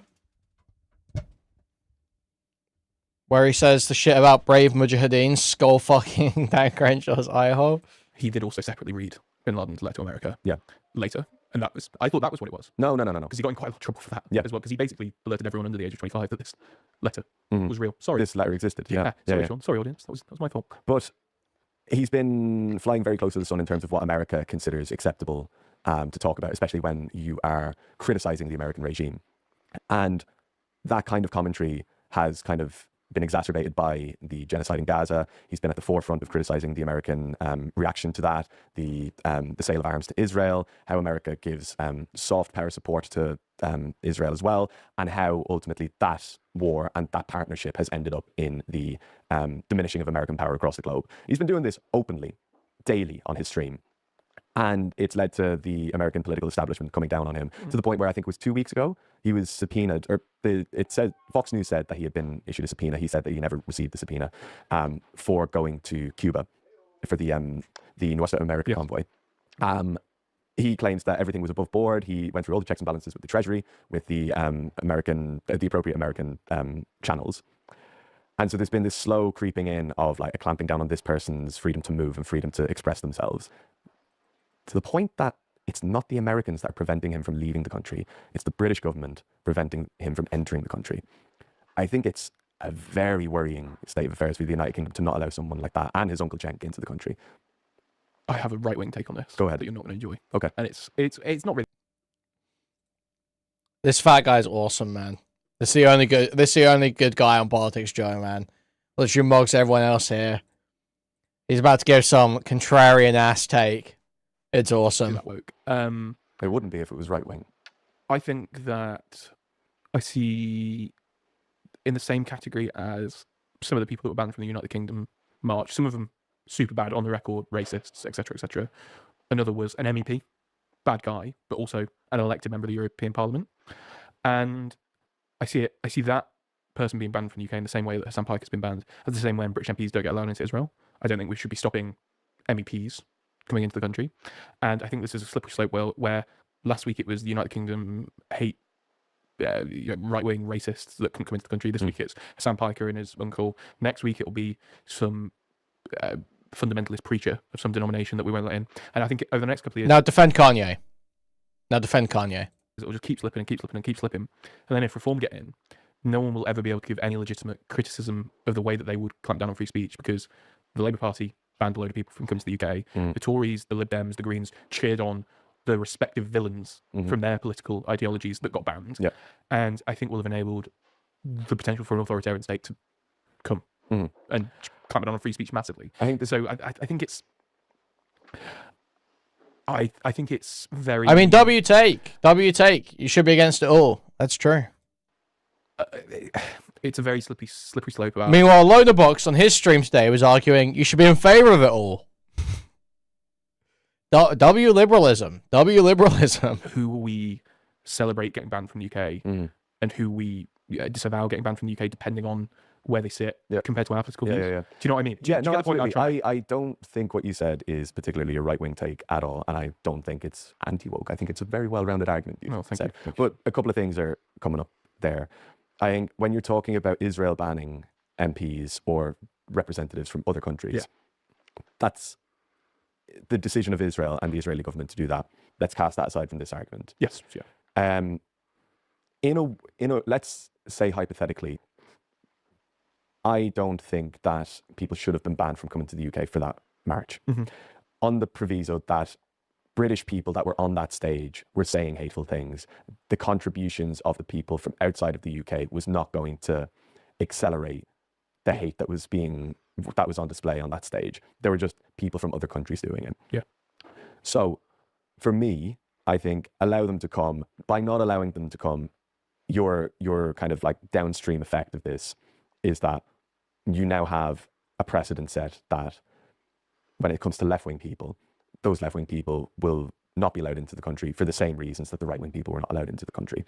Now, if you have, in my eyes, if you've got an argument where you think that those people shouldn't have been allowed into the UK for the fact that they were spreading hate, legitimate argument, I don't think that argument translates to somebody who is raising the alarm for his country's complicity in a genocide. I don't think that's hate speech. And I think considering that hate speech is far more dangerous than actually having a blanket ban on two people, because for two opposite political perspectives. So what you're doing there is one, misinterpreting the criticism being levied by people like Cenk Uygur and Hassan Piker. You're conflating the opposition to a genocide. Well, what do you say here? Because I don't think that's hate speech. And I think considering that hate speech is far more dangerous than a country's complicity in a genocide. I don't think that's hate speech. And I think considering that hate speech is far more dangerous than actually having a blanket ban on two people. Because, or for two opposite political perspectives. So what you're doing there is, one, misinterpreting the criticism being levied by people like Cenk Uygur and Hassan Piker. You're conflating the opposition to a genocide to the hatred of a community, i.e. the Jewish community. And in doing so, creating an environment where further anti-Semitism will fester, right? So there's an argument that Hassan makes quite a lot, where people who've been radicalized and politicized through the genocide in Gaza that don't know, it could be a range of things, don't know about the history of the region, don't know about the history of their country, their respective countries' responsibilities in the region, and don't know, excuse me, don't know much or anything about the Jewish community in America, Britain, wherever it might be.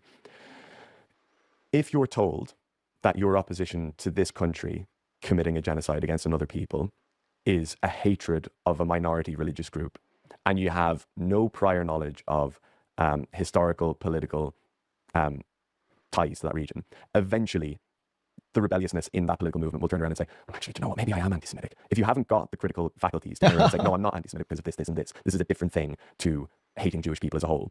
Okay. You're allowing to fester really insidious anti-Semitism. I think we've seen that exact reaction on the right with racism. Yeah. Where everyone who voted Brexit was labelled racist by a certain group of people. And even though plenty of them weren't, and it's just been thrown and thrown and thrown, and they go, oh, fuck, I might be racist. Yeah, let's just be racist then. Exactly. I think you have actually had that. Exactly. I mean, you look at United Kingdom a couple of weeks ago, and Laura was there herself, but you see like extensive coverage of it, where a lot of the people that were spoken to were people with, I'm not even going to say legitimate concerns, because a lot of the people that were spoken to that I saw were not even talking about migration. They were talking about cost of living, you know. And now look, the people on stage are talking about I honestly think that's such a good call. That's like a good schizosphere call. Tucker will defend Hassan, because Tucker could do, dude, imagine, Tucker would totally do that. Defend Hassan and Cenk, because he loves Cenk. He defends Hassan and Cenk, and bangs on about how there's no free speech in the UK, Europe's fallen and losing its enlightenment values. So he bangs on about all that shit that he talks about now. He would totally do that. That's such a good Tucker Carlson schizosphere call. Migration. But a lot of people that show up to these things are a different thing. But then again, as you say, they get tarnished with the racist brush.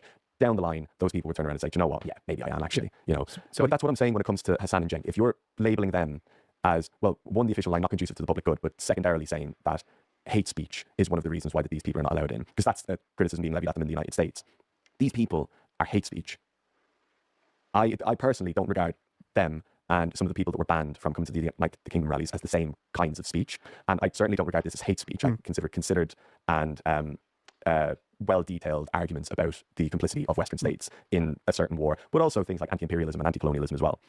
Calling all of that hate speech is incredibly dangerous, because it just then questions what the reality of, like, what is actually real if you're turning around to say that these guys are spewing hate. Yeah, I agree. That's what I mean by a slippery slope, as in you've gone from people who are objectively spewing hate speech to someone like Hassan Piker and Cenk Uygur, who are vaguely controversial and definitely, they definitely throw up a bit of a fuss and evoke a lot of emotions on both sides of the aisle, where they're sort of being tarnished with the same brush. And I think it is that slippery slope where you look at those outraged people being put in the same camp as other people outraged people for different reasons. And I think it is that slippery slope that we could find ourselves in a couple of years if, a reform UK government was to come in. Like, you see, I know this is not what we're talking about, but Zia Yusuf, I mean, my God, have you seen his Twitter in the last couple of days? It's getting more and more and more extreme. Like, he was saying that, let me quote this because he's litigious. So if I don't get this right, I was genuinely, like, I do GB News pretty often, and very rarely am I like taken aback by someone from before, because it's sort of the same slot. It's like vague neo-Thatcherism. He's been doing very strange comms on his Twitter recently, like whether it's the videos where he's got like the TikTok food influencer voice. Yeah. Or like, I'm in Dover and this is, Oh, he's got the funk edit. Yeah. Like, yeah. It was. Right. While you're finding that, like, there's some of the things that are talked about on the right. And like, as I said, I'm of the view that these people shouldn't have been, the people from the United Kingdom rally shouldn't have been banned, because I don't think there was any material difference in their attendance or absence from that event, whether or not that event was going to be racist or hateful. They were not contributing any more to that event. Yeah. Hassan Piker and Cenk Uygur going to South by Southwest in London, being banned from doing so because it's not conducive to the public good. I think on another level, it shouldn't really be up to the United Kingdom what South by Southwest decides to be booking. Free marketeer, Sean Hickey. Well, I mean, let the market decide. Keep the state out of these it. people, The markets want it. both of these guys are multi-millionaire commentators. Surely the market has decided that they're conducive to the public good. So you've got some tweets there. Yeah, it's this one that really caught me off. Z use of Twitter. This is 226 on the 29th. He said this just in case he deletes it and tries to sue me. We'll put it up on screen. Recent events demonstrate why the Tory and Labour politicians who created the burning injustice of modern Britain as traitors to their country, a reckoning is coming. What? What are you on about? That's traitors, reckoning. You're sounding quite fascisty there. Yeah. That doesn't sound good at all. Nigel Farage isn't even Prime Minister yet and already doing more to stop the invasion than any of the traitors that have occupied high office in this country. I just... What? It's an incredible... Could you imagine Keir Starmer saying things like that in 2022? Like Andy Burnham gets a bit passive-aggressive on Twitter and calls people lad quite a lot. And we all think, that's quite funny, but like maybe if you're going to be Prime Minister, let's stop doing that. Fucking hell, this guy is... He's one of the guys, him. Yeah. He's one of the guys, isn't he? Something like that. But like, he's the shadow homosexual. He's their Home Affairs spokesperson. Could you imagine who's the Home Affairs spokesperson for Lib Dem? Daisy Cooper running about saying that a reckoning is coming for the traitors. Like, What is this? Somebody asked, is it gay to delete all of your socials and presence online after doing bad at a debate? Yes.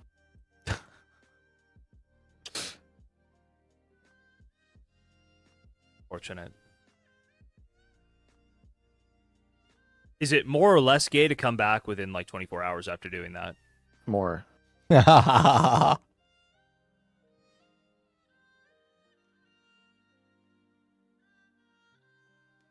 Okay. That's rough. Might spice up the Lib Dem communications a little bit. Could you imagine? Like he's just on like a carousel going, "The traitors shall be brought to justice." Yeah, It's like, yeah.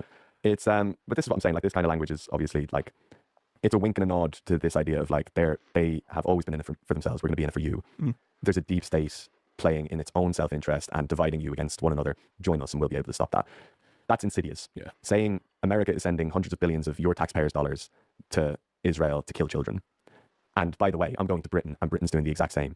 I don't think that's as insidious because it's in black and white. You can go and find these things out for yourself. Yeah, they're not that bad of a segment, really.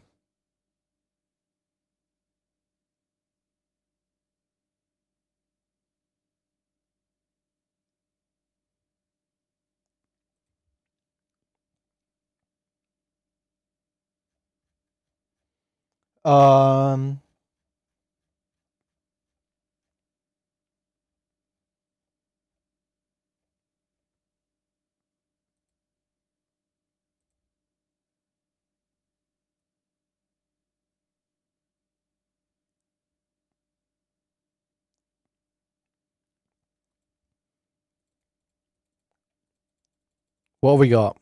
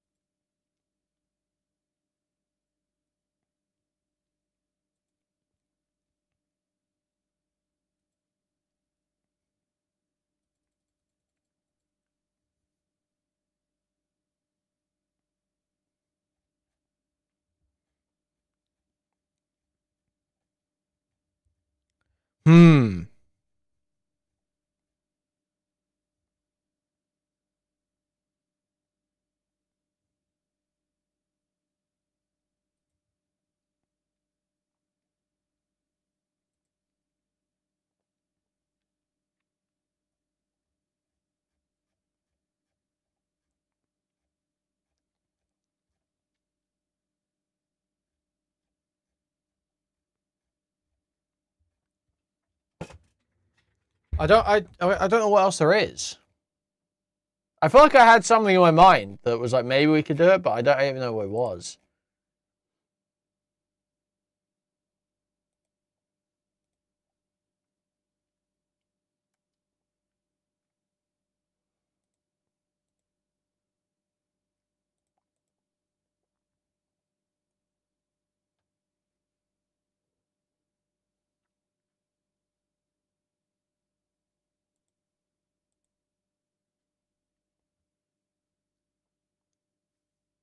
They should make new Batman Beyond stuff. Have we thought about this, guys? There should be like new Batman Beyond media. Have we thought about this?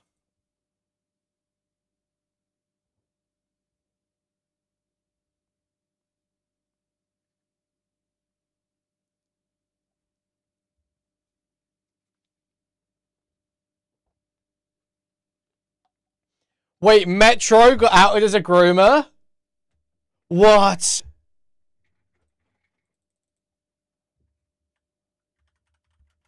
For real?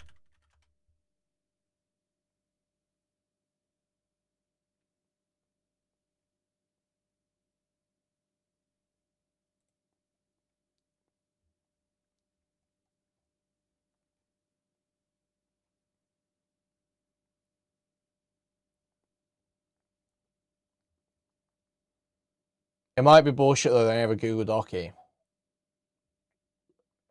I don't even bother to read a Google Doc. But I do hate Metro, so I hope he's a groomer.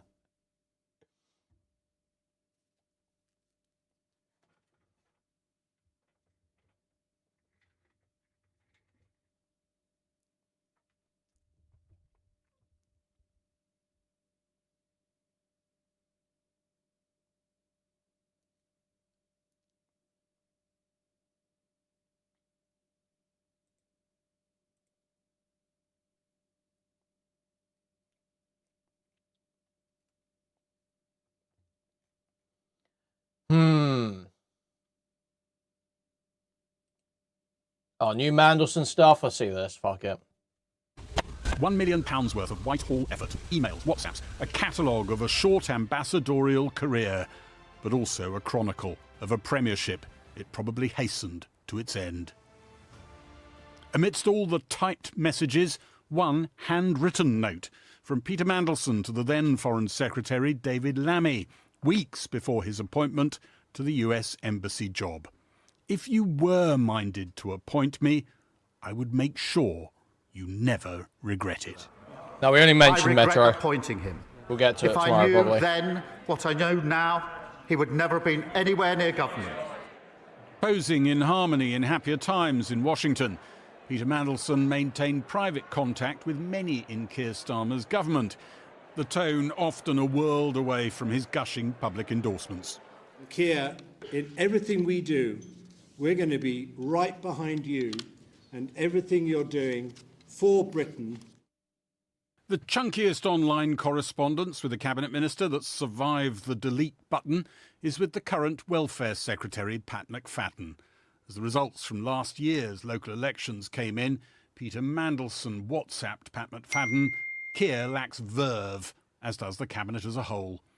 Pat McFadden messaged our man in Washington, his old colleague from the Blair years, "Every meeting I have is who can we tax in order to pay benefits to others? They're asking the wrong questions." By the summer, Keir Starmer and his team were starting to wonder where things had gone so wrong. Pat McFadden messaged Peter Mandelson, "I can't make head nor tail of Morgan McSweeney, then Chief of Staff. Latest note, 7 interlocking problems." Peter Mandelson replies, "He, Morgan McSweeney, seemed to be saying to me last night that he has no faith in Keir's ability to change Number 10. Number 10 is beleaguered and bereft. None of them really know what Keir thinks or wants. In fact, most of them don't think Keir knows what he wants." I mean, none of this is like new. That's the thing, right? Like, this is all like, yeah. If you this is like exactly what I would expect. In fact, it's less damning than I would expect. The government withholds what he wants. He is a leader of great integrity. That's just a reference. That's like a reflection of public discussion about this too. And he's also our proven leader of our country. The government withheld Peter Mandelson's controversial vetting documents from publication. The man sacked by Keir Starmer as head of the Foreign Office said in April that protections were put in place to cope with security concerns. We put in place the mitigations and clearance was granted. The nearest thing to such mitigations in these documents is in a letter from the former head of Foreign Office Security. Private sector engagements are being managed by... Ambassador in the United States, it's literally a dream come true. You learn little from these messages planning the Prime Minister's trip to Washington last year. 3 asterisks show where material has been withheld. The government says redacted to protect national security or international relations. There's then the matter of redactions. Acres and acres of white space. Constellation of asterisks. Perhaps all too appropriate for a Labour document, Mr. Speaker. I can also confirm to the House that no government minister or special advisor has determined any of the redactions themselves. The redaction process has been overseen by Cabinet Office officials and, where relevant, in agreement with the ISC. That a reference to Parliament's Intelligence and Security Committee, which signed off this publication but expressed concern about the deleted WhatsApps that got away. Peter Mandelson, it's believed on the advice of his lawyers, did not submit his WhatsApps for publication. He remains under police investigation for misconduct in public office. He denies wrongdoing. Well, the chair of the Foreign Affairs Committee, Labour MP Dame Emily Thornberry, joins us from Parliament's Central Lobby. Thanks very much for joining us this evening. What do you think these messages tell us? I just feel like people are over the Mandelson shit at this point. Like, do people even still give a fuck about this, really? So I'm focusing... And if there's no bombshells here, then I feel like it's done. ...on what I've always focused on, which is, how did this man get this job? I mean, given everything that we know, given what happened with the developed vetting, given that they said that he was a risk and that he shouldn't be appointed, how did he get the job? He went from being an outlier, someone who didn't look like with much chance of getting a job. He didn't get on with Keir Starmer. I mean, obviously these papers make that clear. He was applying for another job. He was trying to be Chancellor of Oxford. He had all of these connections which were, and this history, which were not good, and yet he ended up in this job where he would get access to top secret documents, an extremely sensitive job that needed to be, where he needed to have vetting, and somehow or other, everything was all right. Now, when we asked questions about that in the committee, we said, how was it that when vetting said that he was a man who should not be given this job, you nevertheless gave him the job? And they said, oh, no, it was because we introduced these things called mitigations. So I have spent the day looking for these mitigations and I can't find any of them. Any of these, oh, well, he'll be safe so long as he doesn't speak to any, I don't know, whatever. These messages, as they have been revealed so far, don't answer your critical questions. I wonder, do you share the Conservatives' concern about the messages that haven't been released? So I don't think it's the messages. I think it is that if you're going to decide that somebody can be safe to be our ambassador in Washington, so long as certain things are put in place, where is the note of what it was? What did you tell him that he had to do or he wasn't allowed to do?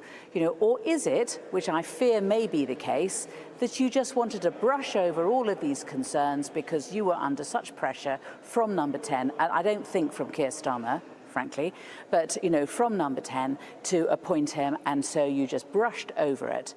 I mean, if they can show me the mitigations, if they can show me that they took it seriously, then that's a different matter. But I've been through an awful lot of papers, and I can't find it. I asked today whether it was because the police had it, and I have not had a... Oh, this is the woman who was doing the questioning on that committee with Morgan McSweeney, right? Straight answer. And what you do get, again, from these messages, this sort of chatty, he's well-connected still, he's passing comment on how the government is operating. This is a confident man at work, isn't he? Yeah, I mean, he's always been like that. He's always been like that. And you can see in the documents as well at the beginning that he's pushing this idea that, oh, I'm a member of the House of Lords, I don't need to have any vetting at all. Oh, I'm quite sure that because I'm a Privy Councillor, I don't need to have anybody else look into my background. Well, they did. And when they did, they said he shouldn't get the job. But there's still questions for the Prime Minister, though, aren't there? Well, I think the main question for the Prime Minister really is, I appreciate that being Prime Minister makes you an extremely busy man, but is it not right that someone came to you, I presume Morgan McSweeney, and said, look, you're really busy, I'll take responsibility for this, let me do this, I'll do the ambassador, you go off and do the other things. And Keir Starmer gave him too much rope, gave him too much latitude, and didn't do enough supervision of what happened next. That, in my view, is the criticism of the Prime Minister. Just very briefly. How did this happen? How did this happen that we had someone who was so completely inappropriate ended up as our ambassador? If you would, so far perhaps no smoking gun, but a sort of continued corrosive impact on Sir Keir Starmer himself, this criticism that he just wasn't on top of the job, he just couldn't do it. That doesn't help him right now, does it? I mean, listen, it doesn't really matter what Peter Mandelson says. He has a history of making catty remarks. He makes catty remarks in WhatsApps. That's what he does. It's kind of his stock and trade. I don't think that really matters at the moment. I think what matters at the moment is why was it that he was given the job in the first place. Dame Emily Thornberry, thanks very much for talking to us. Thank you. Yeah, I think she's pretty reasonable. That makes a lot of sense to me. All right, guys, we're going to move over to Kick. A little bit early tonight, but there's not a lot going on. I don't want to just drag out a YouTube stream that's mid. So, guys, moving over, ending on YouTube and Twitch.